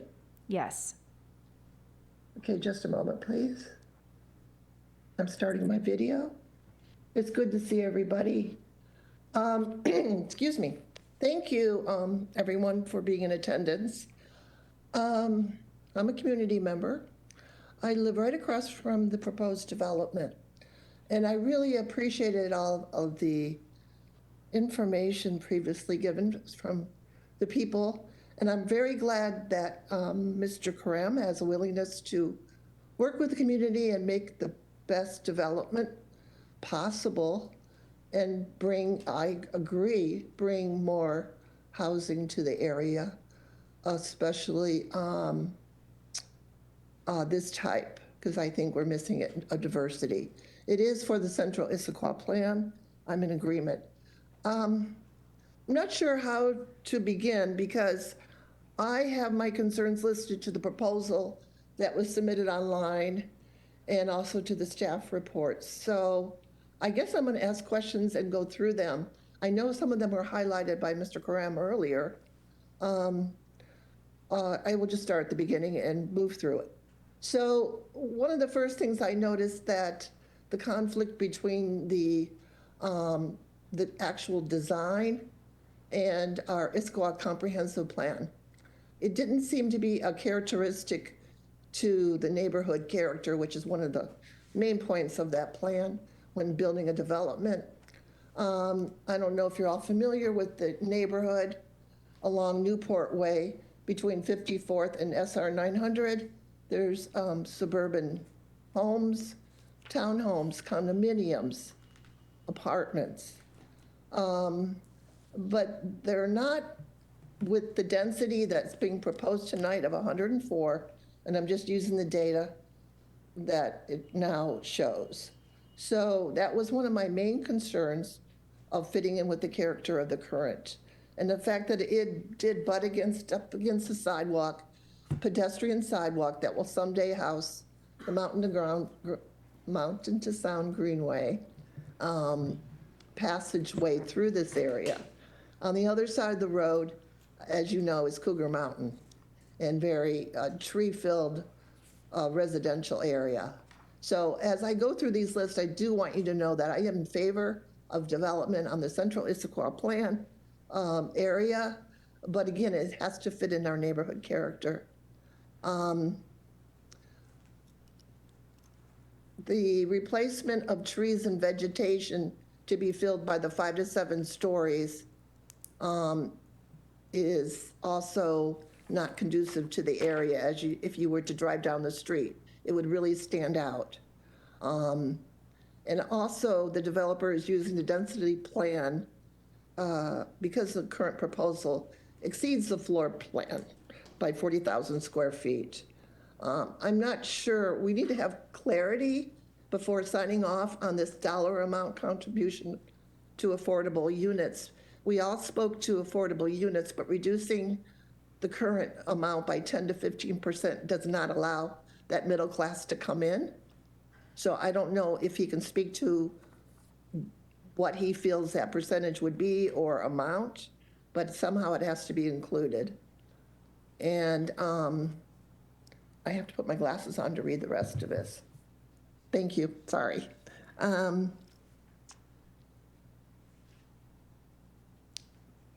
One issue that was rather alarming to me is the Newport Way road design. I was involved with the actual design in 2018 and 19 that this would be built to. And the design is for calming the traffic. And the safety concern I have for both the driver and the pedestrians currently is the site distance deviation being asked for, the reduction. I believe that should not be granted at this point without a lot of further deliberation on our part. The area is prone to fast drivers. There's a lot of blind spots. And just 10 days ago, not 150 feet to 200 feet away, there was a car traveling, lost control. It was going too fast. It rounded the corner and it wedged itself up on a meridian and it had to be towed away. So I'm very fearful of any type of variations on where the traffic is concerned in the road design. I don't know if he's in a position to speak to that tonight. Yes, may I? Mrs. Neville, thank you very much. You had some real good questions here, and I will try to answer them, and then I will seek my consultant to help in parts for the areas that I'm not qualified to respond. I think you mentioned something very important about the looks not being consistent with the adjacent residential neighborhoods. And yes, you're correct. That is the case. Because residential neighborhoods across the Newport Way to the west are R zoning, they're residential. To the east, where the property is located, is part of the central Issaquah district. It's consistent with the downtown area. The different segments of it here, this particular property is located in an area called traditional Issaquah, which is the north, I think that would be northwest tip of the downtown central Issaquah area.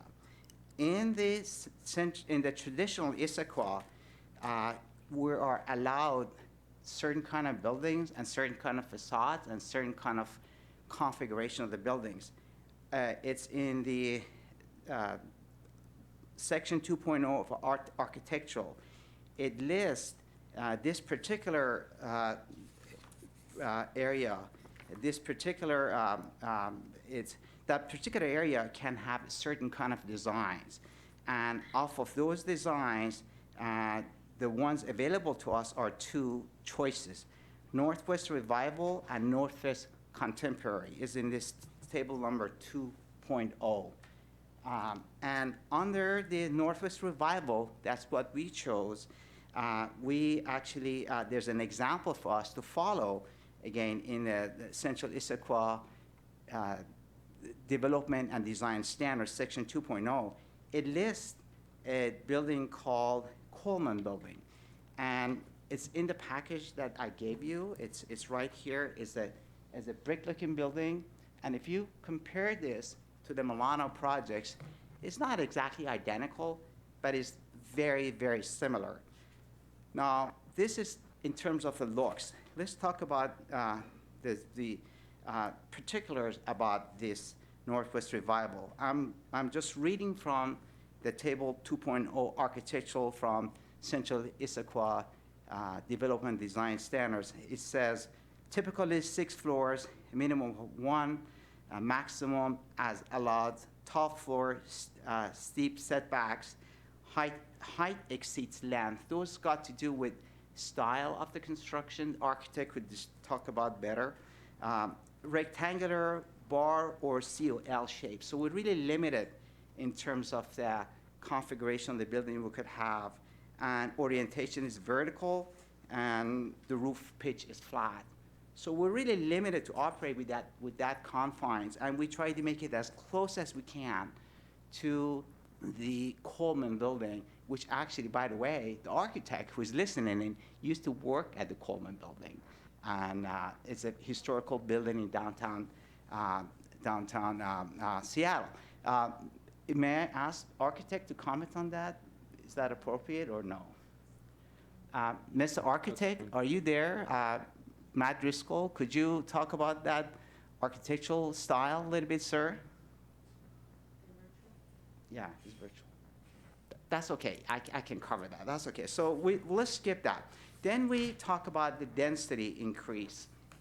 The density increase actually is it's embedded in Section 5 of Central Issaquah Development and Design Standards. And in fact, the city of Issaquah did a great job following this state initiative. In Section 5.2, it says that this chapter adopted our pursuant to RCW 36-70A.090 comprehensive plans. A comprehensive plan should provide for innovative land use management techniques, including but not limited to density bonuses, cluster housing, planned unit developments, and transfer of development rights. So City of Issaquah is actually trying to help the public by having this density bonus program. Now, let's talk about the density calculations here that we did. There's a chart table in Central Issaquah Development Design Standards, table 4.4A. It does mention that the frontage of the property could be 0 to 15 feet from the front, which is Newport Way in this case. We're roughly about 14 feet. It could be 0. We're not 0. Now, there's the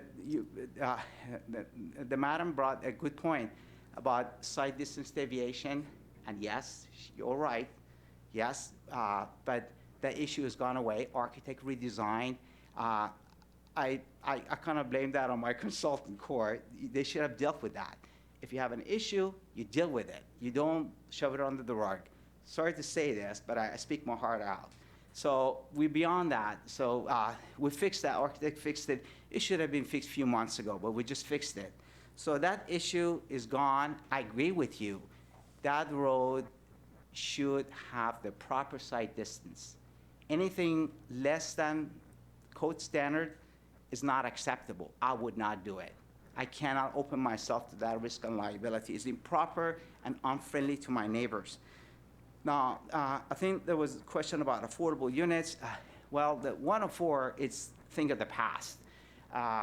With the changes that I showed earlier, I don't think we're gonna be on 104. I don't know where we're gonna be. Probably like, I don't know, 10 to 20 units less. We'll just have to make the adjustments. I'm guessing it might be more.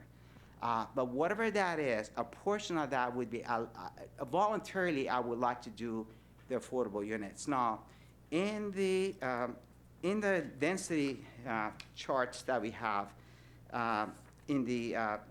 density charts that we have, there's a density bonus program, and the height increases for the affordable units as provided in the land use code.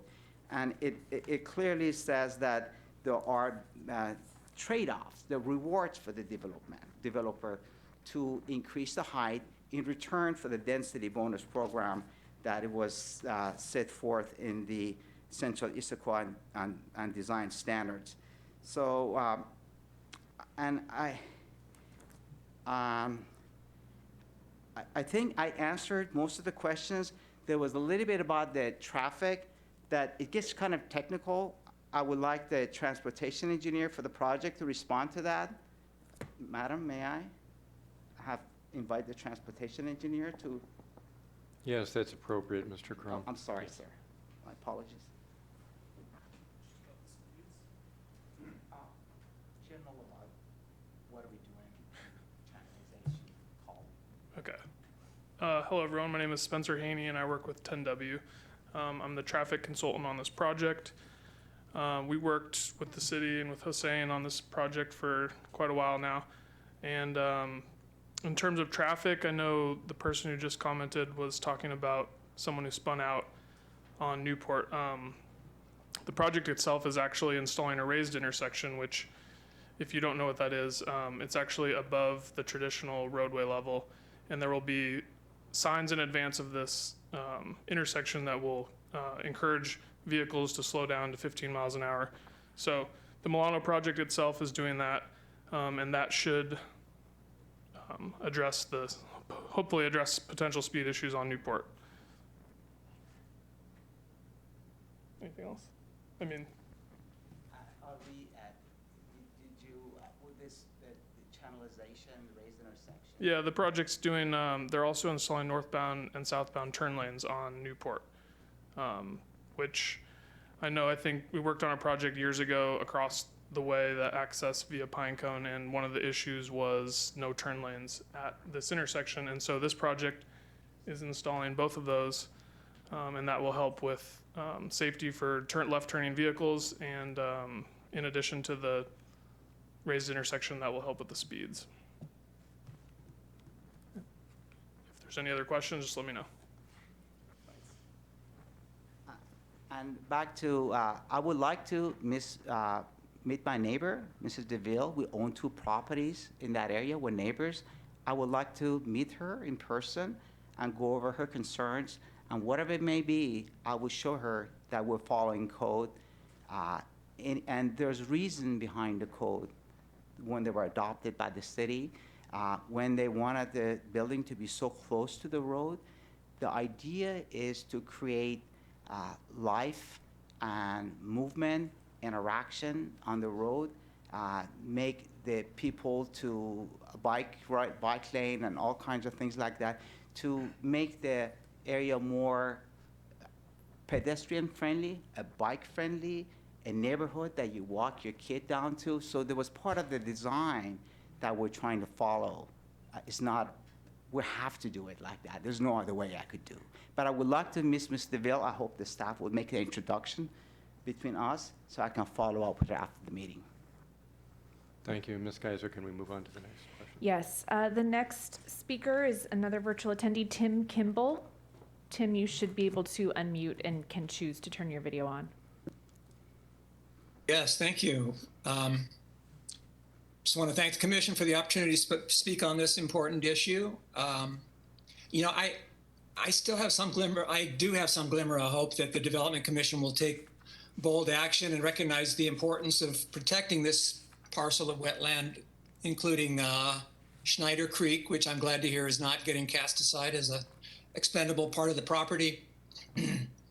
considering the two really large projects to the north and east of Milano, and that would be Revel and Anthology, it was my hope that the property in question here might act as a sort of a natural buffer, especially considering the perpetually running stream that runs along the edge of the property.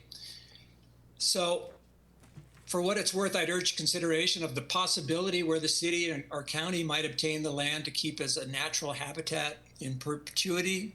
But realizing this path is unlikely and that the property owner does have a right to build, I would ask with all urgency that the project adhere to the strictest guidelines possible. And this has to include sufficient parking without overflow on neighboring streets, suitable setbacks, and studies of all aspects of critical areas. The, you know, as I think we've discussed, the Newport Way corridor is seeing a dramatic surge in traffic, and additional car trips present a safety hazard for the many families that now reside in the area, including many with young children crossing the busy roadway in the Anthology apartment area. And in my opinion, you know, a 7-story high-rise is just way out of character with the hillside of Cougar Mountain, and just would be a blight on the landscape. And you know, I have to point out, we don't have a housing problem that we can just build our way out of. We have a traffic problem. We have a growth management problem. This development is not going to reduce the cost of rent. It's just not. If that were the case, then rents should have dropped when Anthology came online, or Atlas, which are significantly larger than this would be. And that is clearly not the case. So, you know, to say that this is going to address the cost of rent is just blatantly wrong. I also want to point out we should proceed with caution where there is a potential for flooding. Please consider that Newport Way has been impacted repeatedly, where just a short distance away, there are now what appears to be permanent Jersey barriers due to slides that occur with some frequency from Cougar Mountain. And construction of, you know, a large project on this 1.3 acre parcel will also have significant challenges as regards to, you know, the staging area, operation of equipment, traffic and safety on a 2-lane road, which is not designed for heavy traffic. So, you know, I haven't heard that addressed, but you know, it's good to hear from the applicant, some of his many friends, colleagues, employees, family. And in conclusion, I thank you for listening to my concerns and hope we can bring this down in scale to a much more reasonable size. Thank you. Well, thank you very much, sir. I appreciate it. And again, I would like to meet with you after the event and go through these questions offline. I will do my best to give you all the information. As far as the scale of the building here, this area is zoned village residential, is a medium density. It was rezoned, I don't know, what, more than 5, probably 10 years ago, give or take. I'm not exactly sure. It was way before I purchased the property. The village residential, it was meant to provide housing for future residents of Issaquah or commercial activities. It could be an array of different activities, not just residential. I'm choosing residential. It could be a restaurant. It could be a coffee shop. I'm not in those businesses, and I think those businesses would be more destructive to the local character and residential integrity of the neighborhood than an apartment complex. Now, you mentioned something about the parking. The parking were meeting code. There was a little error in the city's report. I think I was not giving the credit for the electric charging stations will meet the code, and if there's something we didn't or we don't, we will make sure we do. Now, I do owe another property, another parcel right across the street from the site. I will promise you, I promise the neighborhood, I would not let any of my vehicles, any of my tenants to park in front of your car in your house because I own a house, another property across the street. I would send them there. However, I think there's a better solution for these things here. I have contacted the neighboring property. We like to do carpooling. Let's think about the way of the future. Let's be smart about this. If people can carpool, if we can organize a carpooling scenario, then there would be no need for a lot of these people to have cars. These are younger people generally who live in that apartment because of the size of the units. They could not have a car. They could do without a car if they can get away with doing their chores on a collective basis, and we're going to help with that. I'm trying to think outside the box here. And mention about the rents here, supply and demand really talks for itself. Yes, there has been new development. Just look at the Costco complex being built. People want to live in Issaquah, and let's be honest, Issaquah is a beautiful place. I love the scenic views. I like the streams and the buffers and the wetlands. And 50 years ago, before you moved to that hill, somebody had a courtesy or the courage to log off that hill so you could build a house there. And that's why you're there. There's going to be future generations of Americans, people who want to enjoy the beauties of Issaquah. Let's give them that chance. Let's, Mr. Halverson, who want to live in Issaquah, let's give him that chance. It can't be just all about me. It's an us there. The deal that works for everyone is a deal that doesn't make one person particularly entirely happy. That's what we're trying to focus on. And I'm here to listen, and I'm here to help. But we have to respect the code. It was written for a purpose. It was approved for a reason, to serve the public, and I'm following that. So, and then I think that there was a landslide issue that was brought up. Yes, I do understand the landslide. I saw it happen. It happened across the street. We don't have a landslide on my side. My side is fairly flat. Even across the street, we're ways away. Yes, there's a concern for landslide, but a landslide, when it happened elsewhere on a steep slope, it should not deter serving the future generations who want to enjoy the beauties of Issaquah. And the traffic and safety, yes, I agree. Yes, we're adding a little bit to the traffic and safety. But you have to look at the holistic approach that was serving the needs of the future of this community, was serving the people who want to enjoy the beauties. Just like when that hill was logged and you have a chance to live on that hill, enjoy the beauties of Issaquah, yes, you added to that traffic. Who are we to say, I'm here, I'm not gonna let anybody else come because I'm enjoying my privacy, I want my traffic to stay the same? No, we have to serve the future. We cannot stop time. We can mitigate all the circumstances so as long as we respect the code and we try to work within the confines of the code. I would like to work with you, sir, down the road. I hope you meet me. Thank you. Thank you, and thanks to all our speakers in advance for being mindful of our 5-minute limit tonight. Thank you, Ms. Geiser. Next, we have Mario Frazzini.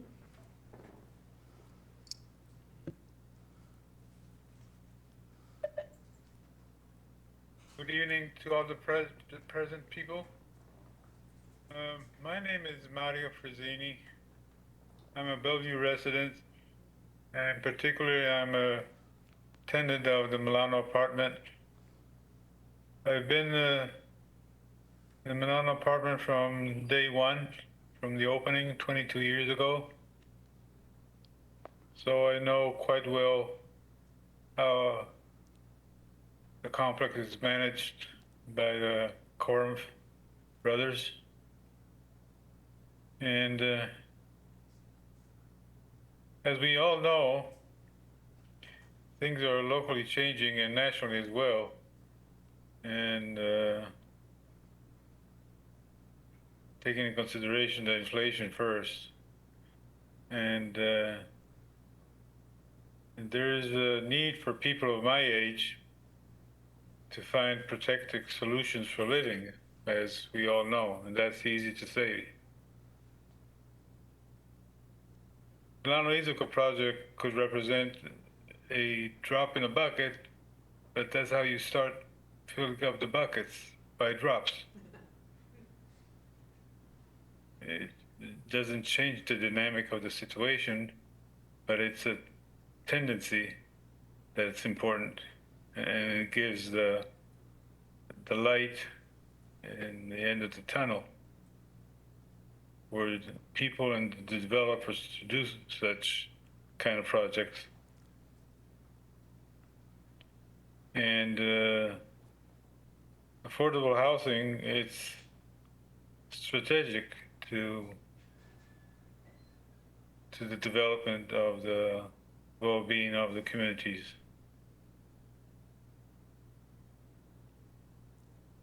So you have these protected apartments and still would be in a thriving, nice city area like Issaquah. I'm saying this because Bellevue, as you well know, is not only Bellevue. Prices are skyrocketing not only in the rent, but in everything as well. So having the opportunity and the chance to have options, this is what a citizen is all about, having options to choose on a personal level. And the administrations, through their laws that enforce them, give options and opportunities to decide where to go and live. So as a citizen, I would like to have the freedom of options. Let me reinforce that.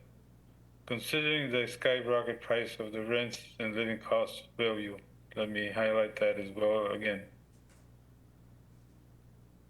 So as my middle ages, I also have the option of thinking to transfer to a less pricey community in the area, but still with a decent infrastructure and nice downtown like Issaquah, and still near to major cities like Bellevue and Seattle. That's important too as well. And Issaquah could be the solution, or one of it, for me and my wife as well.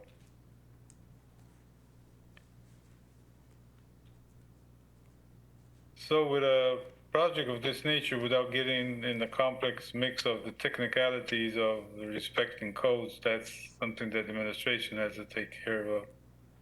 But have an idea of the great quality that comes out from a project of this nature and the way it's been managed. And most of all, the rent control pricing by the Issaquah municipality. That's a very strategic point of view for who wants to go and live in a place like that. I'm almost finished with my consideration, but so what could be wrong with this solution of having something of this nature controlled by the administration? So developing in a controlled, ruled way brings wealth to the community. The alternative brings only recession and depression, let me say. Thank you for your attention. Good evening to everyone again.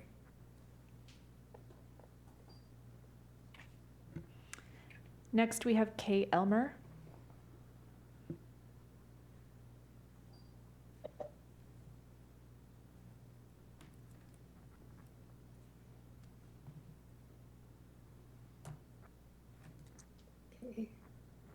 Good evening. First, I want to thank Mr. Karam and all of your family and folks for a really very lovely presentation. It's one of the few times that I've actually heard a developer speak so personally about his project, and it's very touching. I do appreciate it. I'd like to express another point of view, just a view, so that you can understand why there's opposition and concern from the neighborhood in general. And It's not that we're opposed to development. It's not that we're a NIMBY kind of community. We're not. But you have to understand the context that you're coming into. If you go from just, and I know you know this area, from the Riva development to the Anthology development to the Revel development on one side of the road, and then if you go to the developments that include the townhomes and rentals and individual homes and what have you, we have almost 1,000 units in this tiny little section. This is a small section from Revel over to Riva. This is a very small section of our community. And our community has been quite patient, actually, as hundreds and hundreds of units have gone up in our community, as we have more and more intrusion into our neighborhood, which we have been gracious about, people walking their dogs, using our park, you know, more traffic, more slowdowns. I think our community has been fairly gracious in extending welcome. But I want you to understand why we feel concerned about this development. It's a lot of development in a very small amount of space. And I know you're doing all kinds of things to make that more workable. But the truth, the bottom line is, it's a lot of development. 104 units in 1.3 acres is a lot of concrete in a very small amount of space. And yes, it will add more density to the neighborhood, more traffic, more issues, it's true. But the bottom line is it's a lot of development in a small amount of space. So that's my major concern. I don't think that buffer reduction should be given. I think the maximum amount of space should be retained. I'm curious about how much open space there is, play space, not just what we can see in the buffer areas, but in the actual livable space that comes with the development itself. And in terms of, I wanted to mention one thing about, I'm very much a supporter of low-income housing, and I think it's very sad we have so little in Issaquah. But I don't think we should be under any illusions about who this is going to house. Because according to my calculations, if you're looking at 10 to 20% for affordable housing, and within that you're looking at 30% for very low income, which is really more the income categories that people have been speaking to all night in terms of people most in need of rental housing. It's 2 to 4 units for the entire complex. 2 to 4 units would actually be the only number of homes that are units that would be dedicated to people in the very low income category, the low income category below 30% of median income. And the primary reason, or one of the reasons for this, is it's a very expensive piece of land. I would be curious to know what rents are the 80%, the bulk of the tenants, going to pay for these units. It's going to be a lot because it's a very expensive piece of land. But the bottom line, again, is my concern is just simply, and the neighbor's concern, is the size of the project after we already have 1,000 units in a very small amount of space along Newport Way. The impact that each 100 units, 200 units, additional units, each one keeps having a drip, drip, drip effect on the neighborhood. And we notice it because we live here. And if people lived here that had spoken, you would see in our neighborhood, would understand more why this concern exists. So I thank you for all of the concern you put into the project. I feel your sincerity, and I do feel you're kind of a different kind of developer in the sense of your willingness to connect with community, and I thank you for that. But please do understand that that is one of our major concerns. A lot of concrete. I'm not enchanted with your architectural plans the way some folks are. A lot of concrete, very close to the road, very little true open space, and certainly too many more additional units in our community. So, thank you. May I? Ms. Elmer, I really appreciate your comments, and I would love to meet you in person after this meeting at your convenience and your time. You name it, I will be there. there were a number of things I can't address it in the same order. You mentioned about 2 to 4 units are for people of, lower income.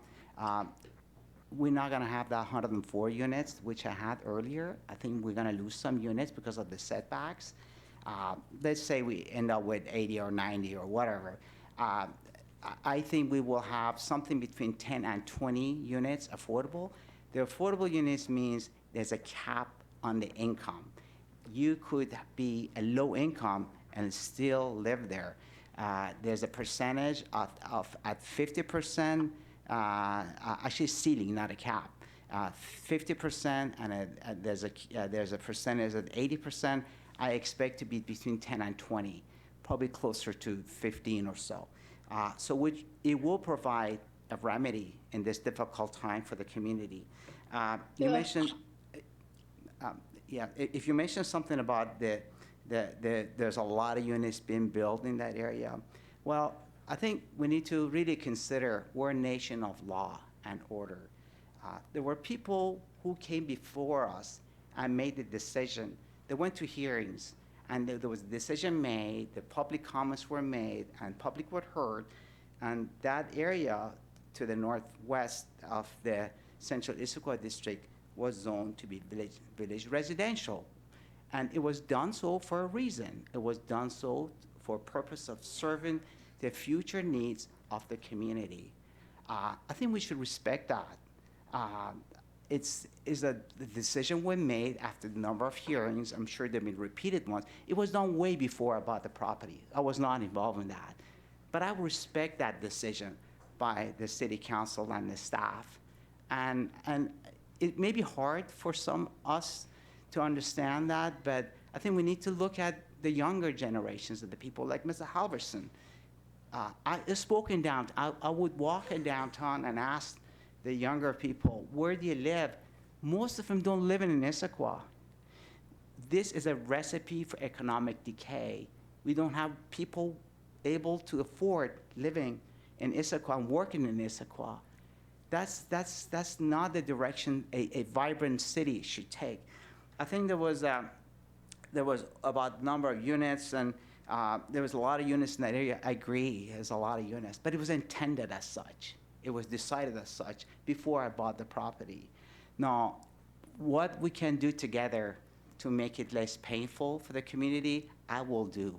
I will work with you. Please meet me, and I will sit down and talk to you. We'll talk about different options, and hopefully I can gain your trust. And I want to let you know, I love my neighbors. I really do.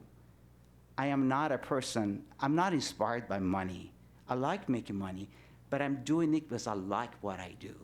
I like connecting, I like serving the people, I like making friends. The people that I meet in my communities are my friends. I've connected them, I fall for them, and they fall for me. I like to have that relationship with my neighbors, whether you live inside my community or don't.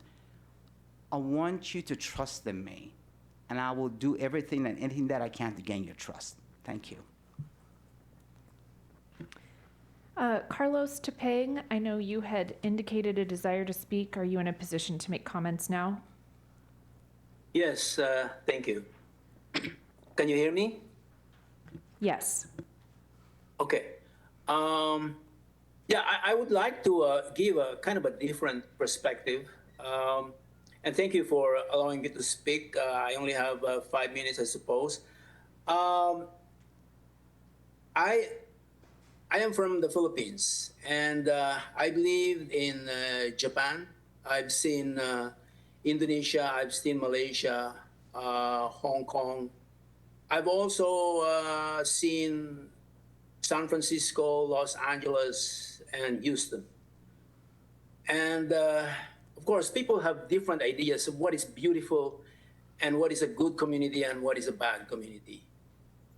And there are people, who are for dense population, right, per square meter or per square mile.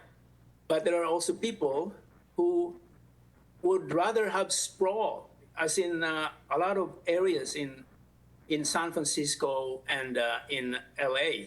There's a lot of sprawl, right? I mean, houses just spread miles and miles.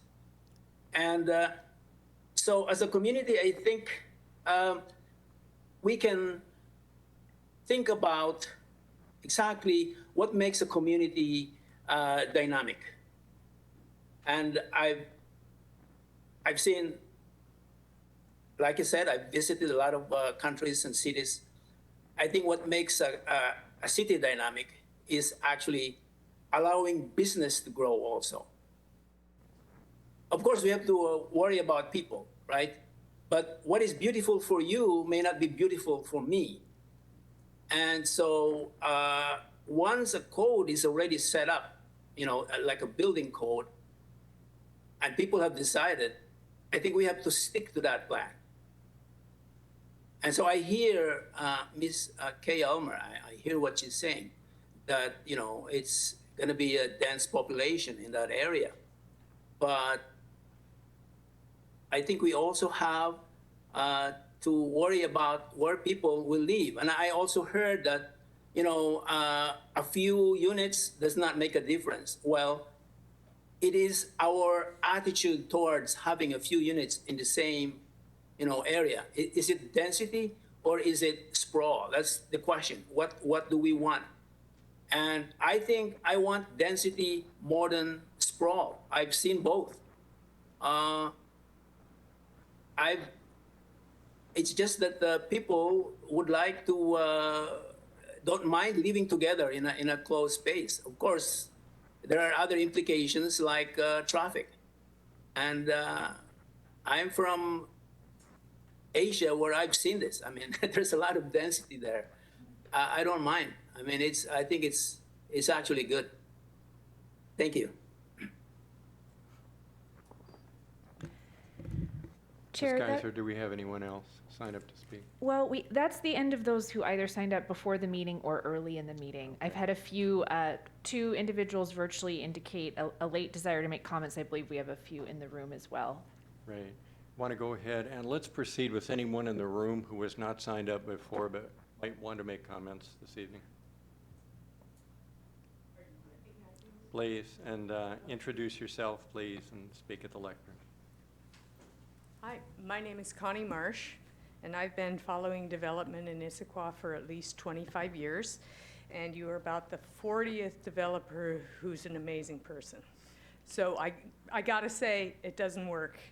What it is if you do what you say, and then we know in the end that it was true, but in advance, you just have to do it every day. So we wrote in a bunch of comments and questions, and I didn't hear most of my questions answered. I thought they were going to be, so I'm going to waste my time asking my same questions again. And my name is Connie Marsh. I live on Squawk, and I love stormwater. So I'm gonna give you my stormwater questions because I think the wetland stuff has been sufficiently discussed. The development interfaces with the municipal stormwater system, and you are changing the municipal stormwater system in a manner that is hard to decipher and looks as if it is going into Schneider Creek, not too far from where the Gateway Senior, if you remember that outfall is, that we have had problems with ever since it was put in. It has overflowed, it has eroded the wetland buffers, and it is causing an issue. So that is an area of concern that I have not seen resolved.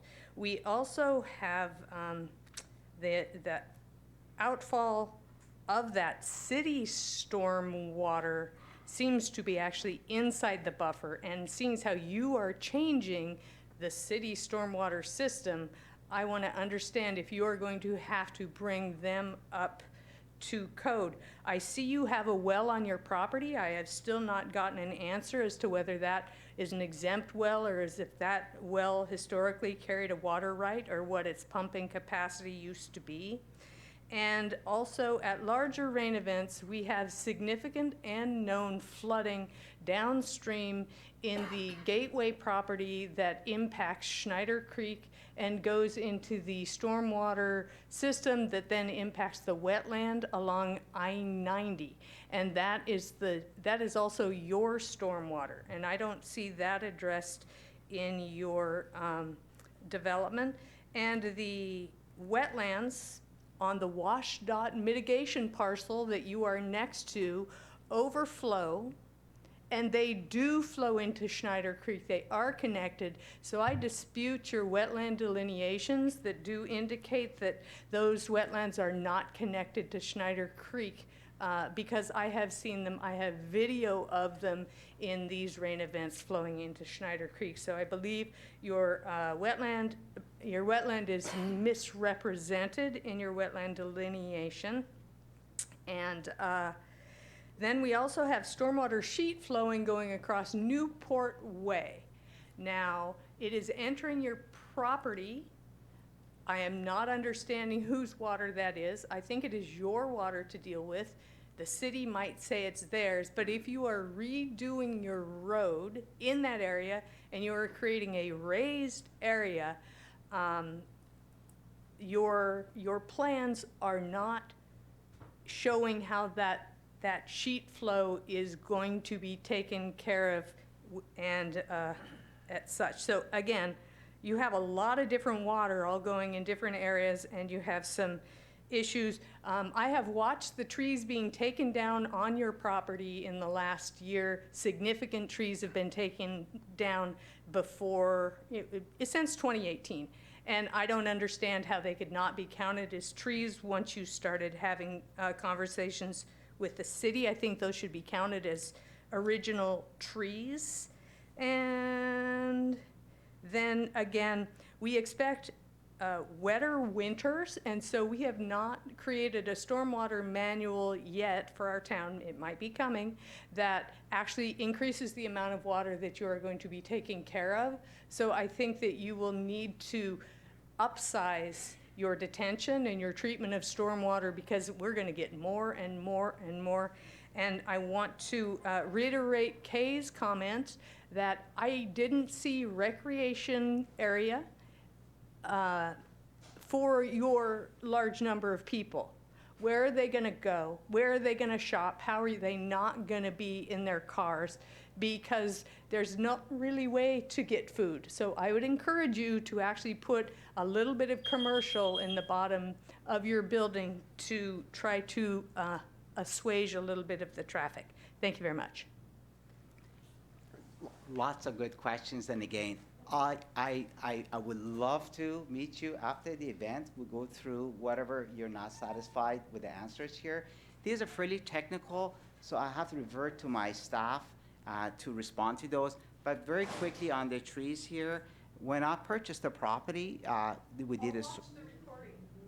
I came down here unexpectedly and I've got to run. No problem. Thank you. Thank you. Mr. Chair, may I respond to those questions? Yeah, please, go ahead. Okay. When I purchased the property in 2019, we did a survey on the property, including all the trees. All those trees are there, every one of them. They were tagged by the arborist. The trees that you see there, we had a plumber there, which used to live there, was my tenant. The plumber went, a landscaping gentleman came in, and he's in logging tree business. I didn't know. So those trees are not the trees from the site. Every one of those trees are there, and I did mention that to Madam Director and things. So that's done. There were a few other questions that I think there were some questions about stormwater, which are fairly technical. We are improving the stormwater quality as an enhancement. What we have right now, I'm sorry to say this, we have human waste going into the stream. This is what we have now. Or we possibly could have petroleum products if there's a underground storage tank for diesel, which I expect there is. We have that going to this stream. So is that a good thing to be? No, let's remove these things here, let's fix them. But I would like to revert to my engineer, a civil engineer, to talk about the water quality Mr. Chair, may I? Please.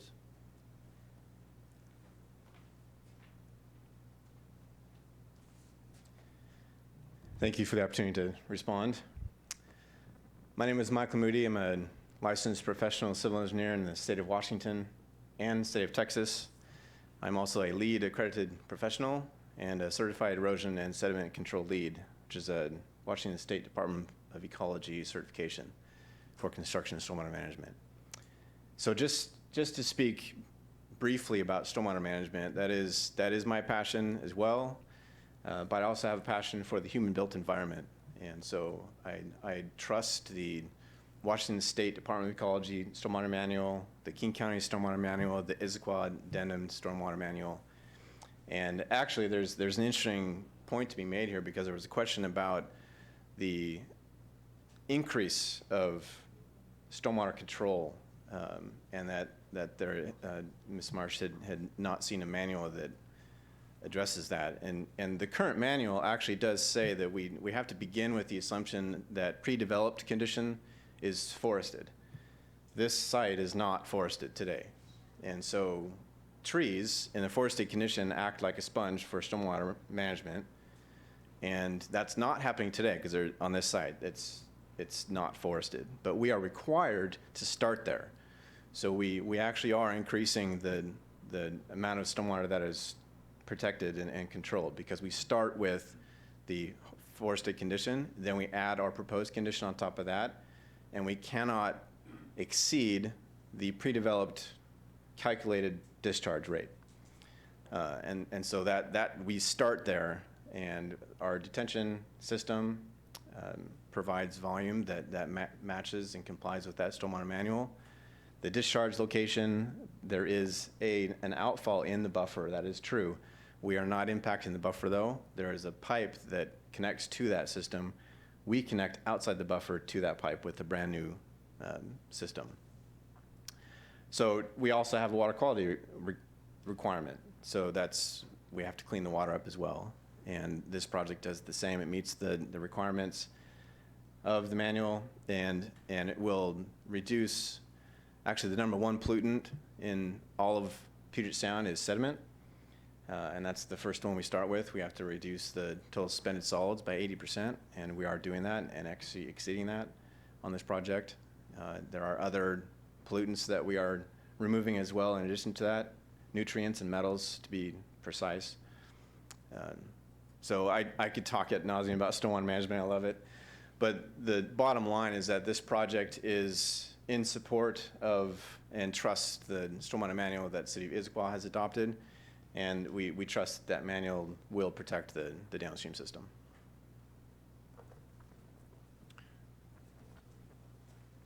Thank you. Is there anyone else who would like to speak tonight who did not have an opportunity to sign up before? Please come to the lectern and give your name before you speak. Thanks. I'm Jack Goldberg. Hussein, thank you for a good presentation. I have a question about parking in your facility. I guess some earlier data I saw said 104 units and 90 parking spaces, so that's roughly 15% less.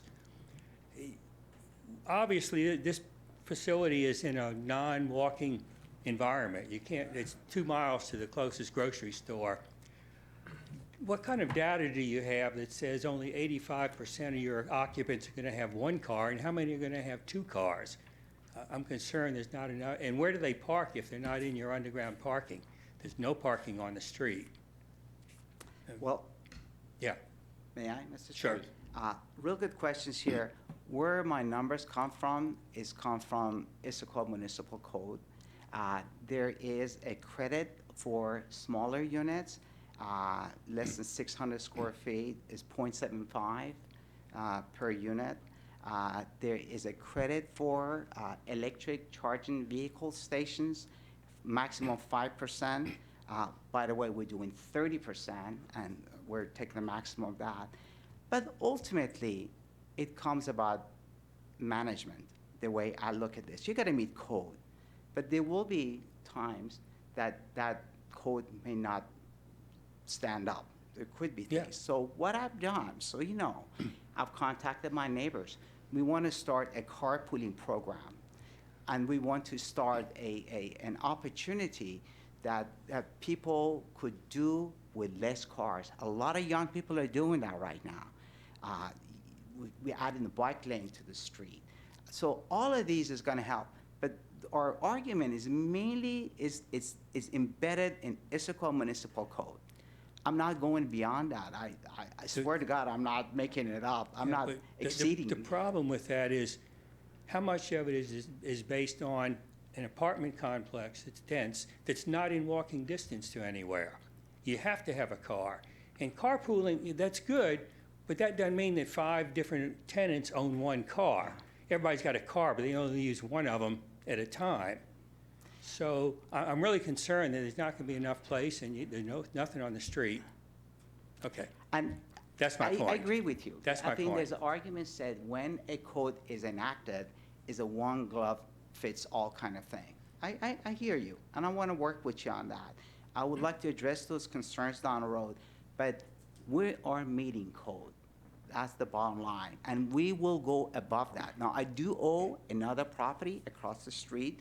I promise you, if anybody wants to park in front of your house, I have them park in front of my other house before they park in front of yours. But that's not the point. That's not the answer. That's not the answer, I know. But I will do what I can. But my argument is embedded in the Issaquah Municipal Code, and I'm following that. If there's something you And I'm don't... saying, is that really appropriate? You know, theoretically, it's good, but is it really going to manage all the cars that are at that complex? And how many tenants going to have 2 cars? Well, sir, you know, if we start questioning the conventional wisdom of our laws and try to say, I don't agree with this, I'm not going to do this, then we're going to be a lawless nation. I think we have to respect our elected officials. We have to respect the process. We have to respect our staff. They've done the best we can. Now, if it's something we do not agree with, that's fine. We have to go through the process and get those laws changed. But you coming crashing on me is not fair. You know, I'm your neighbor. I want you to know this. I understand. I have respect for you, and I respect. I like get some from you too, please. You know, I know you are, but let's sit down and talk about this. What is it I've done wrong for following the code? You tell me. No, I can't argue with that, but Okay. I can state, when we put it in place, what are we going to do with extra cars? Yeah. Well, if I will do everything within my power to mitigate that situation if ever comes up. I'm a very hands-on. I think you can tell by now. I'm not like my neighbors who build and sold out and get out for a fee. No, I will be here for a long time. You'll meet me. I'm going to be working every day, 7 days a week. You'll meet me there. Thank you. Thanks. Is there anyone else in the room who would like to speak tonight? Hearing none, we'll close the discussion for the room. Is there anyone else online, Ms. Geezer? Yes, we have 2 individuals, Mary Lynch and Carolyn Mell. I will move you both up, and we'll start with Mary. Mary, you have the floor. Okay, this is Mary Lynch, and I live in the Newport Way area, and I also am a mechanical engineer by degree. I worked with the Cascade Green Building Council. I also was on the original and the redo of the village or of the central area plan, so I'm quite familiar with the village residential. Part of our vision there was to have a less dense than downtown area, and that's why the density was such. But part of the whole plan was to have mixed use, so that people who lived out here in the dense areas didn't have to get in their cars and drive to town. Because the city and Metro have no plans to put any bus systems along Newport Way, which is a major or minor arterial with cars normally going over 40 miles an hour, even though there's a speed limit of 30. And so I want to first say that I respect what's been presented tonight and all, but I think you also have to listen to us who have worked closely with developers over the years and also have to live with the results of what has happened out here. And we know that the codes are not always correct. And that's why I would really appreciate in writing to get answers to the questions that I've already sent in on delivery issues, parking issues, blocking of Newport Way issues, which we have seen as a result of the developments out here, specifically with Riva, that we've had with delivery issues. And so if I could get responses back to those writing questions, I'm not going to go into those. But like I said, and what Kay was saying is we were looking at mixed use so that people, and Connie mentioned it too, so that people could recreate and stay in the area. With this development, I don't see any outdoor release space. So if somebody had children, and because of the economy, you're going to have a lot more people living in a smaller one bedroom with a child or two, or couples that are living. And so they're going to want a place to recreate. And I don't think paved pathway is really that type of alternative. So they are going to be meandering into the other neighborhoods and using those amenities. So I would like to see more on-site area given consideration for children, also for visitors. I don't see anything, to accommodate visitors to this community. And biking a lot of times of the year is not an option. This past winter and during the rainy season, walking in front of River, and I would encourage you to come, let's have a walk along Newport Way and experience the new design that the city designed for Newport Way. And it's not optional, or it's not, it's not really accommodating and friendly. And yes, it's to code, but if you're going to be a long-time owner, I would hope that you would come and experience and maybe improve on some of that code. Because you say now the sight line is good, but what if you go ahead and plant the planter strips, like you say? We have troubles right now getting out of Oakcrest, where the city said that we'd have no problems with their sight lines, yet they didn't finish the street wall off, and the least amount of weeds that grow up on that patch, which the city's supposed to maintain, we don't have sight line out of our area. So there's issues like that with sight lines that I don't think you've really accounted for yet in some of your studies. Black ice, also with the steepness of your hill, and with putting now a raised walkway over right at that intersection that you're talking, that is a high area for black ice. And I actually, in 2000, spun my S10 truck out in right there where your property is going, because that was the only place in the entire Newport Way strip that there was black ice. And I came well below the speed limit around that corner, hit that black ice, and spun out and down the hill with black ice. This winter, the new roundabout there on Newport Way, it was a bowling alley with pins flying everywhere, with cars, with the black ice on that new roundabout. It's designed to code, but real things happen. And that's what we would hope, that you would listen to our observations and not just do to code, but make your area a true livable community that your residents can get into town safely. So your residents can have places to park. Your residents can have places to deliver. And then during the other thing that is really I would question is, have you done the studies for the ground, and how is construction going to happen? Because we have, over the last 15, 20 years, lived through every construction project. And let me tell you, with all the dirt leaving the properties and new stuff coming in to compact the ground down so you can do your proper digs, the piles being driven, the construction truck deliveries, it's not been fun living along Newport Way. So what are you going to do to your neighbors to mitigate and reduce the impact on Mary? us? And have welcome our new neighbors. Mary? We're on next door, and we appreciate what we have. Mary, But this is let me tell Tisha. you- Mary, this is Tisha. You've reached the end of the 5-minute comment thank you. period. Thank you. Thank you. The last individual who's indicated a desire to speak is Carolyn Mell. Carolyn, I'm not able to give you video privileges, but I will unmute you now. Give me just a moment. You're unmuted. Thank you, Commission. I appreciate Hossein information tonight, and I appreciate all of the feedback given.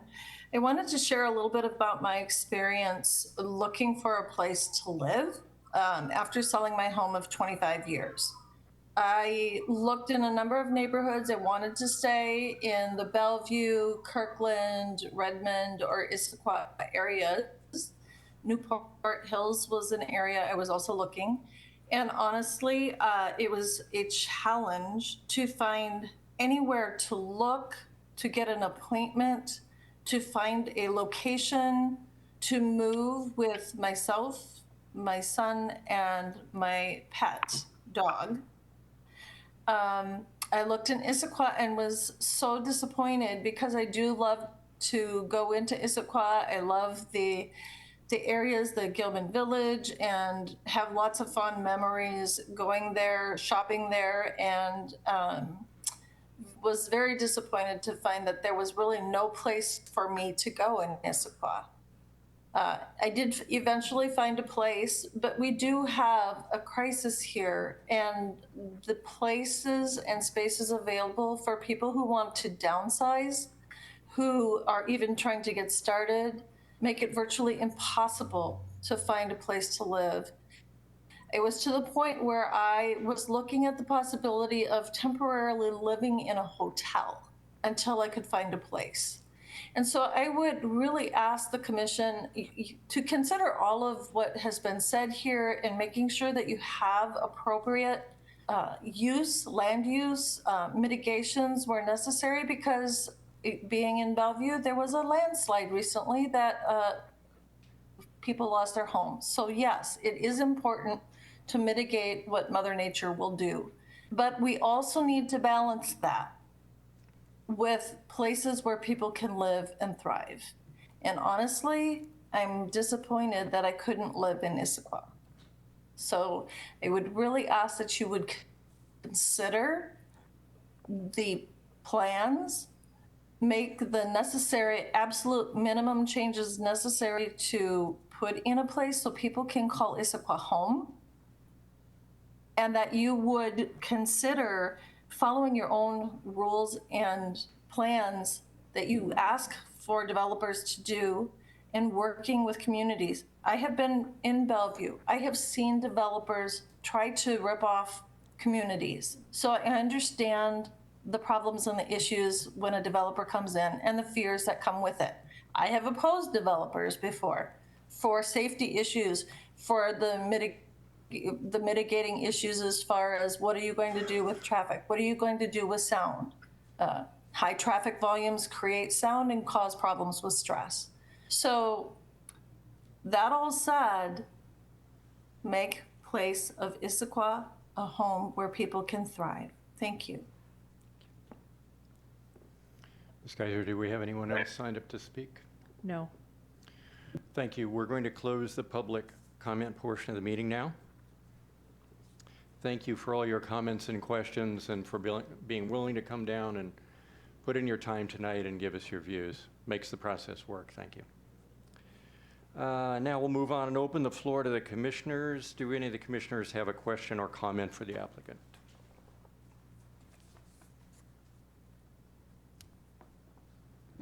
Commissioner Shore? Will those last few public comments be responded to tonight? Excuse me? We didn't get a response for the last two Oh, Mr. Crom, did you want to Yes, I would like to. comment I'm on that? sorry I Certainly. didn't bring it up. I thought you're exhausted. So Sorry, no, didn't mean to cut you off at all. Thank you, Apologize. Commissioner Shore. There were a number of issues that came up. I think one was about the mixed use. It's always nice to, we always think the grass is greener across the street. The mixed use has a can of worms with it too. I think people don't know that sometimes. It could be a restaurant. It could be a fast food place. It could have a lot of traffic. It could have transient traffic from elsewhere. They all have their own bag of can of worms. When you have an apartment complex, a new one, you're really limiting number of people who traverse that area. So there's something to be said about that here. But the code, it does not force the applicant to do one or another. It's before us. And I think that's the way it should be. Let the economy to decide what is best for that area. Anytime a government entity chooses to designate winners and losers on a project, the project is going to go to decay. Government is good in regulating. Let the choice be of the entrepreneur. I think that's what the city has done justly and has done right. There was another question about the planter strips. Well, the good staff of Issaquah City, they made very clear you cannot plant anything in the side triangle, not even a tree. So there's a strict standard. You can't plant anything and nothing that could grow above that height. And within 3.5 to, I believe, 7.5 feet is forbidden. So there cannot be anything in there. Nothing will grow. And we're going to have some hedges below that, but those are going to be cut like boxwood. There was the question about neighborhood, entertainment in the neighborhood. Well, we are actually have a true block. I gave you the package. It's a true block package with artificial streams, with educational signs about life cycle of fish, the different birds. The environment is meant to bring the environment and the community together. Now, when I say community, I don't mean the Milano community. This belongs to the whole neighborhood. I would like you to come and walk the property. I would like to meet every one of you. I am your friend. I'm not an enemy. I'm here to serve the community. I think there was a little bit about visitors, about parking for visitors. We currently meet code, and I will promise I will work with you to see what will happen if there's a case of overflow. We have neighboring properties, and I understand they could have overflows too. So maybe we can take turns. Maybe we can direct our traffic to go to neighboring property, and theirs come to ours at the time of overflow. So there is a solution to these things here. We don't have to freeze progress and modernity as a fear of a negative side effect of something could happen occasionally. There was a question about construction activity. By code, we require to address all construction activity. The traffic in and out, the hours, the kind of vehicles. There was mention of driving piles. We're not driving piles here. We're doing ground improvements. There's no impact associated with ground improvements. Not heavy impact. So basically a stone column that goes in and creates friction, and it allows the mass of the building to rest on that. I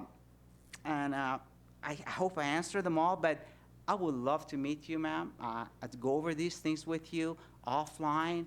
There is a way we can all work together to satisfy the need. So as long as we try to respect the future generations, and those people before us made that decision for you to live in Issaquah because they cleared that hill that you live in. They made that road. So let's have that courtesy for the next generation of people to enjoy those beauties that brought you to Issaquah in the first place. Thank you. Any other questions or comments, commissioners? Commissioner Dillon. Thank you. I have a question about the stream buffer and the pathway that you've got in there. So it looks like the reduction in the buffer is that you're getting as a credit for removing the existing impervious area, is actually going to be filled by another impervious surface. And if I'm reading the plans right, the intent is to fully disperse the runoff from that path on the site. And I would encourage you to look into the soils and whether they'll be receptive. Dispersion works great as a treatment where it works, but it could actually create a lot of runoff over the surface of the site if it isn't working correctly. May I respond, Mr. Chair? Please. We are reducing buffer, and the exchange ratio between what we are removing and what we're adding is fairly significant. The removal is much more. It's about 8,000 square feet. If I'm not mistaken, we're adding about 4,500 or so. Now, off of that 4,500 we're adding, that's area called the through block traffic. It's gravel. It's, I'm not an expert. Maybe I have to revert to my civil engineer to respond to that, is gravel, and is meant to perhaps, is a lot better than a concrete. I do understand it's still impervious as defined by the code. Am I correct, sir? Yes, it is impervious, but it's not human waste, it's not garage, it's not petroleum products. So yes, there's an improvement. And the thing is, we are acting within confines of the code. I want to be honest with you. These developments are expensive. Candid with you, city wants me to redo the entire road on both sides. It's unusual to do the other side. They want it, you get it. City wants me to do street lights on both sides. It's unusual to do street signs on both sides. You usually do it your side. I have to do the other side. That's fine. I knew that going into this thing here. That's a over $500,000 bill. The Issaquah is very expensive in terms of the impacts are very high. So at the end of the day, I got to be able to pay these things. I just want to be honest to you. I'm doing the best I can. We have a lot of headwind, but I work with my neighbors. I work with them. I try to understand their point of views and listen to them as much as I can to address their concerns. Yeah, thank you for that. And looking at the planting plan, I see that there is likely to be a net benefit to that buffer. I would just encourage you to look into that drainage there and make sure that what you are expecting to happen is reasonable for the site. Thank you. Commissioner Cada, did you have a question, I believe? I do have a question. Johnny Cada, this is kind of a basic question on your design as far as the site goes. Looking at the buffer area where the wetlands have you coordinated with the fire department for access? It's a 7-story building. You have to have a ladder truck, and I don't know if you can get hose lays back there or access. Absolutely. Thanks to our great staff from day one, we've been doing that. Yes, I've shown the site plans, and I work with Eastside Fire, and the staff have done that. So those issues been addressed. But if it's any issue respect to code that we've missed, we will work on it and we will solve it. Yes, we were thinking about putting a roof deck up on the top of the roof as a community space. The fire department stated there's none, it's too high. It's beyond their reach of their ladders, and they cannot protect it safely, so we gave that up. Now instead we put solar collectors, which I think is a better deal. I think at the day's end, if we work together, we can do a great project and a great product if we all collectively work together, including working with Eastside Fire. So just for clarity, on the side opposite of your access road, there is fire department. The fire department has concurred with how they would approach a fire. To be exact on this, I gave the last plan I ran it off Eastside Fire. I talked to a very fine gentleman, forgot his name. I sent him the plans. We do have not our egress have moved. And by the way, we have an easement with the neighboring properties for that. Within the easement agreement, there's a stated that if there's a conflict with the law, this easement has to move. Something along those lines is provided to do that. However, I'm going to them. I provided them the revised easement, which was based on 25% wetland buffer, but not that had changed as of just last week, a few days ago. I told them, stop, we want to do this over. We're going to do the 15% buffer. I still need to send that to the fire department. We haven't done that yet. I will send it to them. Yes, it needs to confirm.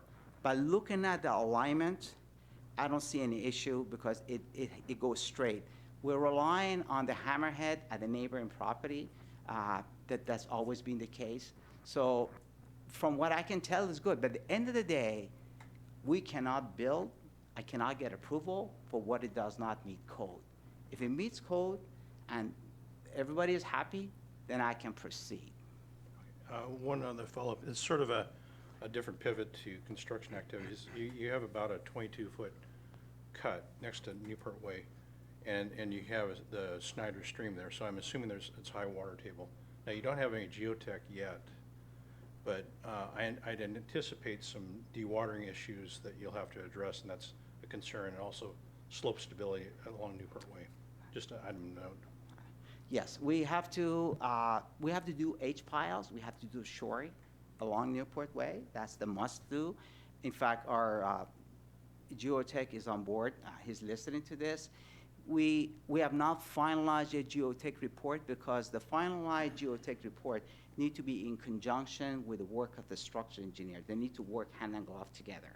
And you cannot bring the structural engineer on board till you have exact building footprint.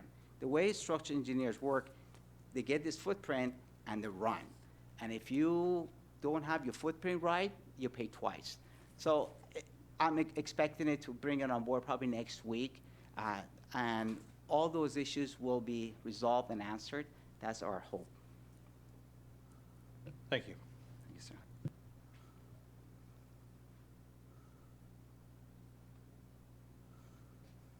Commissioner Shore? I have a few questions. This one is just clarification. I think some of the public may not have seen the second package we got. Is that correct? So I believe the community space requirement is now met. Is that correct? Well, yes, the second package is what basically I showed you. This has been a work in progress, and the staff been very cooperative with me here. They provided me feedback of what I've done wrong, and the moment I found out, well, immediately moved to correct them.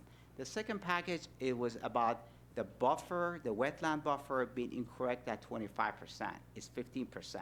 That's basically cuts across the corridor roughly about 7.5 feet.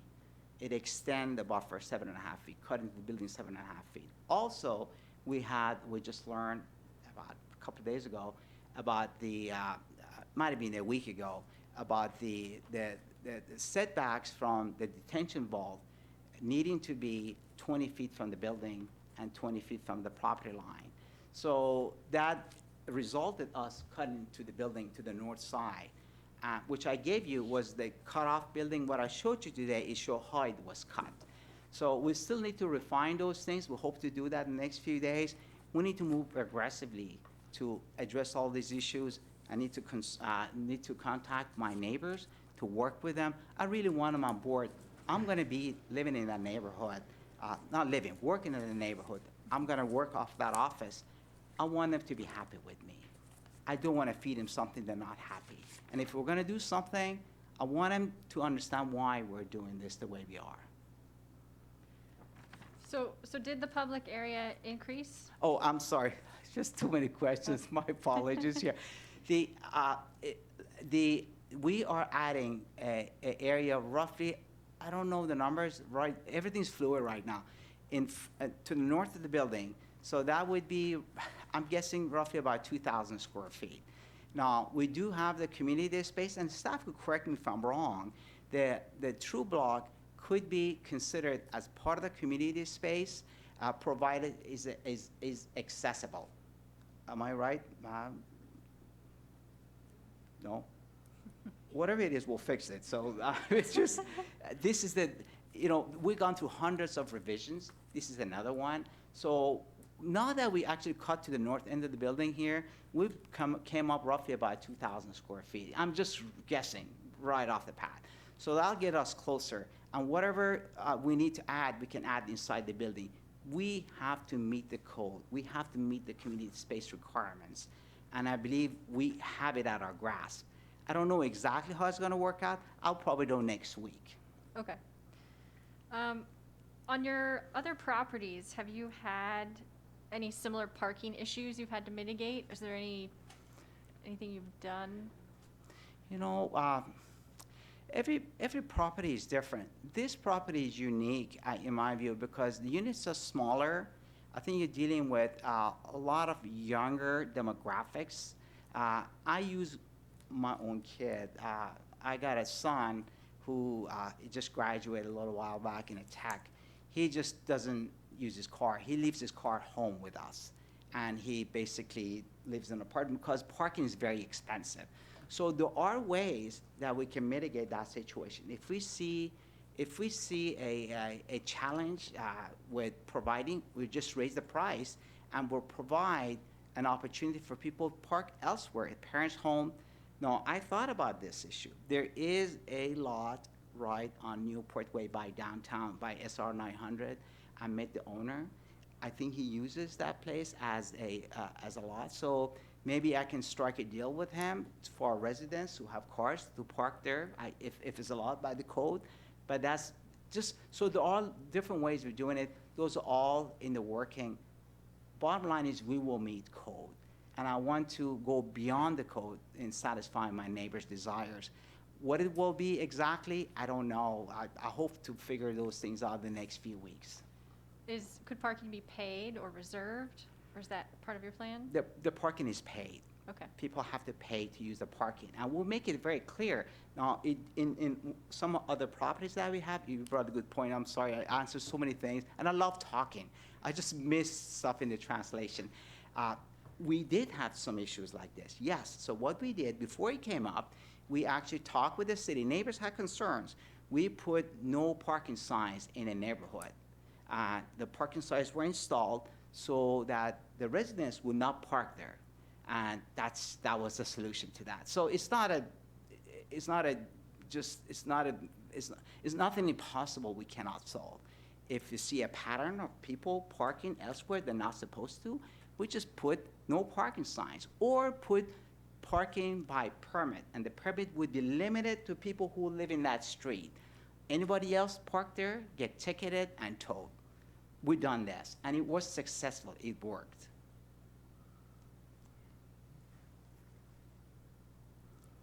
Commissioner Brandon, I think you had your hand up at almost the same time. Thank you, Mr. Chair. Mr. Crum, some questions around what's going on with at the ground floor. So I believe the code requires a minimum 12-foot floor to floor on the first floor. Can you talk a little bit about plans for use of the first floor? What are the opportunities there?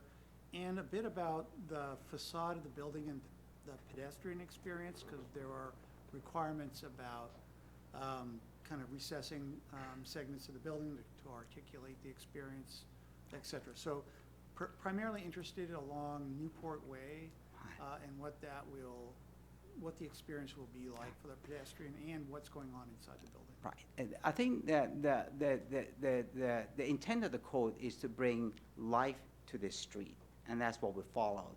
I think it's a great idea. A lot of communities are doing that. The main street, the Newport Way, will have a small yard in front of the units, and there would be residences there.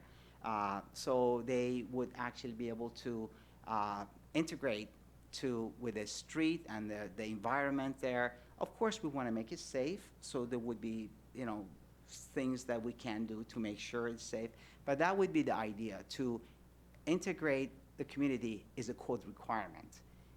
That's why it's 0 to 15 feet. The intent of the code is to bring occupancy to the road, to make it a walking, biking, living community all combined, and we're following that. Now, if I missed anything, just... So is there any thinking about any retail use, coffee shop in the building? Yeah, I understand. I've never done retail in my life. I just haven't. And the people who have not been happy with what they've done. It's they tell me in apartment living is difficult to live together. There are times and places you can do that in very urban environments where you have a lot of traffic, but usually with places of medium density and a traffic of this nature, they're just not compatible. And the reason is, just make it real simple. Just imagine yourself living above one of those apartments, one of those retail spaces here. You smell the food, you have the traffic. And the traffic is different kind of traffic from your own neighbor's traffic. It could be anyone. And when you open in your community to anybody's traffic, you get all kinds of negative side effects, from burglary, from all kinds of things could happen. So it's a very urban.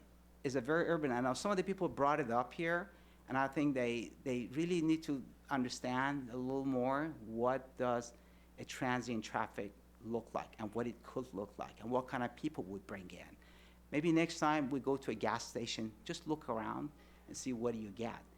That's what we could get on that. And in fact, what happened last night, I just want to tell, I was walking at the gas station, I saw a car, because we need to have a roof in one of our properties. I took a picture of this car, and apparently there was a gentleman in there in the gas station, he got offended.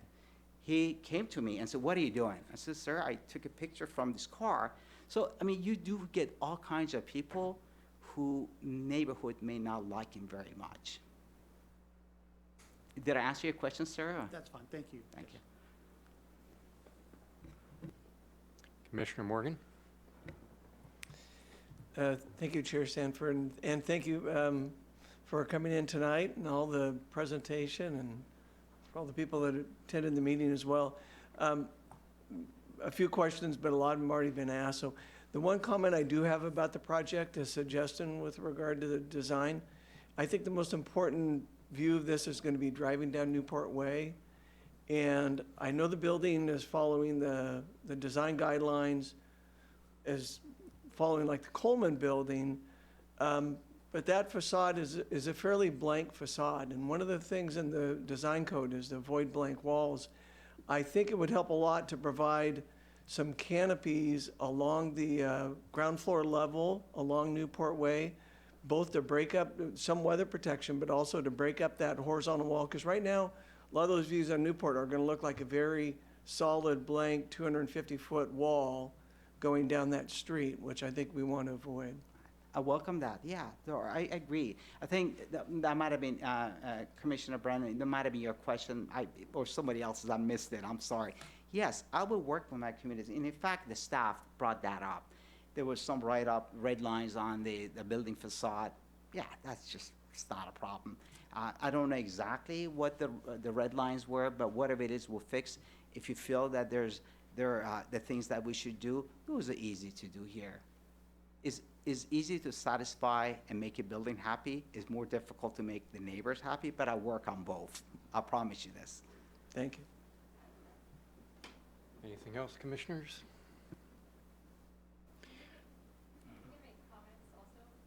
This is it. So this is a question or comment period. Okay.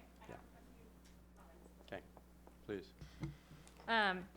So overall, I think the project improves the buffer habitat and the site. I think for parking, I understand that you're planning to follow the code, but I would ask you to consider the surrounding area and just do anything you can.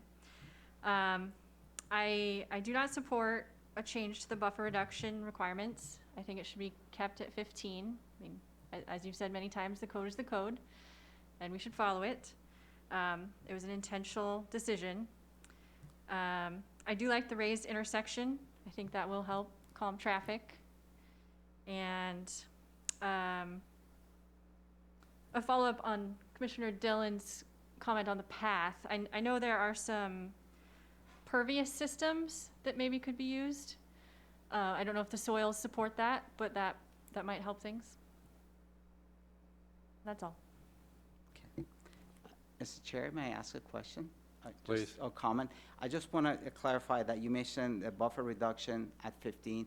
We are doing the 15% for the wetland. That's what's required. That's what we missed. And Yes, I agree. I think it should be kept there. There was just some discussion of going backward. No. We already changed our plans, and Okay. really it was 7.5 feet. And in fact, our biologist was sort of questioning. There was a little inconsistency in the code and the IMC, and I said, listen, just let's not go there. We're going to go to 15%. We're going to stay with it. Don't say it's not clear. We don't have time to waste. So we're moving forward at 15%. I know Brad said earlier, I do not agree with him. I'll change it to 15. That's what we're going to be. I just had for the one for you, Mr. Karam, if I may. On page 118 of our packet, it says the project is requesting approval for 2 deviations from the city's street standards. I think we've dealt with the site distance requirement deviation, correct? That's been corrected. But it says one to vary the typical section defined for a local street. What's being referred to there, do you know? I will let the staff to comment on that. I think what the staff meant, from what I understand, is the frontage for the Road A. What I think, again, I correct me if I'm wrong, there's a Road A, which is right in front of the building here. We had, I think, like a 3-foot sidewalk there. So that was there from the beginning, and at least I don't recall that being brought up. But now that we have to cut the building back on the north side, we have a 20 feet open space, give or take. So we will actually create a very nice, sidewalk, planter, maybe sitting areas. So I think that's what they meant. Correct me if I'm wrong, but I think that issue is gone. We do not ask for any more deviation, but I think that's what it's meant to be, which actually worked by itself. It just magically came along and it worked just fine. Okay. Staff, Ms. Porter, could you respond to that? Thanks. So all projects within Central Issaquah must either comply with the road sections that are outlined in the Central Issaquah Development Design Standards or street standards, and the Road A doesn't meet neither. So staff is saying that if you either need to design to one of the road sections or request an administrative adjustment of standards. Does that clear that up? Yes, and whatever, we will not go down the path of administrative standards. I don't think we need to. I think we will design to the code, whatever that is. I don't know exactly what that is. We just heard this, maybe it registered with us just a little while back, maybe about a week ago. Whatever that is, we will fix it. Now we cut the building back. I think we have the room. If we need to cut back more, we will. Okay, so it sounds like that request for deviation is going to go away as far as you're Yes, concerned. no request for deviation, no request for administrative adjustment. We're gonna follow code. Okay, great. Thank you. Any other questions or comments from Development Commission?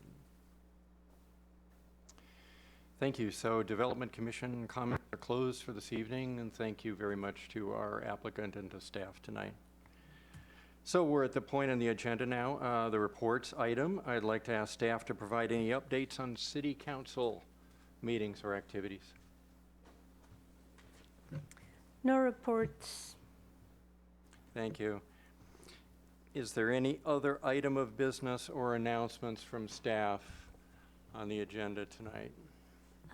Yeah, just real quickly, we are recruiting for the planning manager position, and we have interviews on the 15th. So if anyone has the time or the interest or any questions or anything you'd like us to, because this is a position that is a liaison for the Development Commission, we want to provide you an opportunity to either participate in the interview or send us some questions you want us to field for, or any input you might have. So thank you for that. Great, thank you. There being no further business before the commission this evening, this meeting is adjourned at 9:09 p.m. Thank you.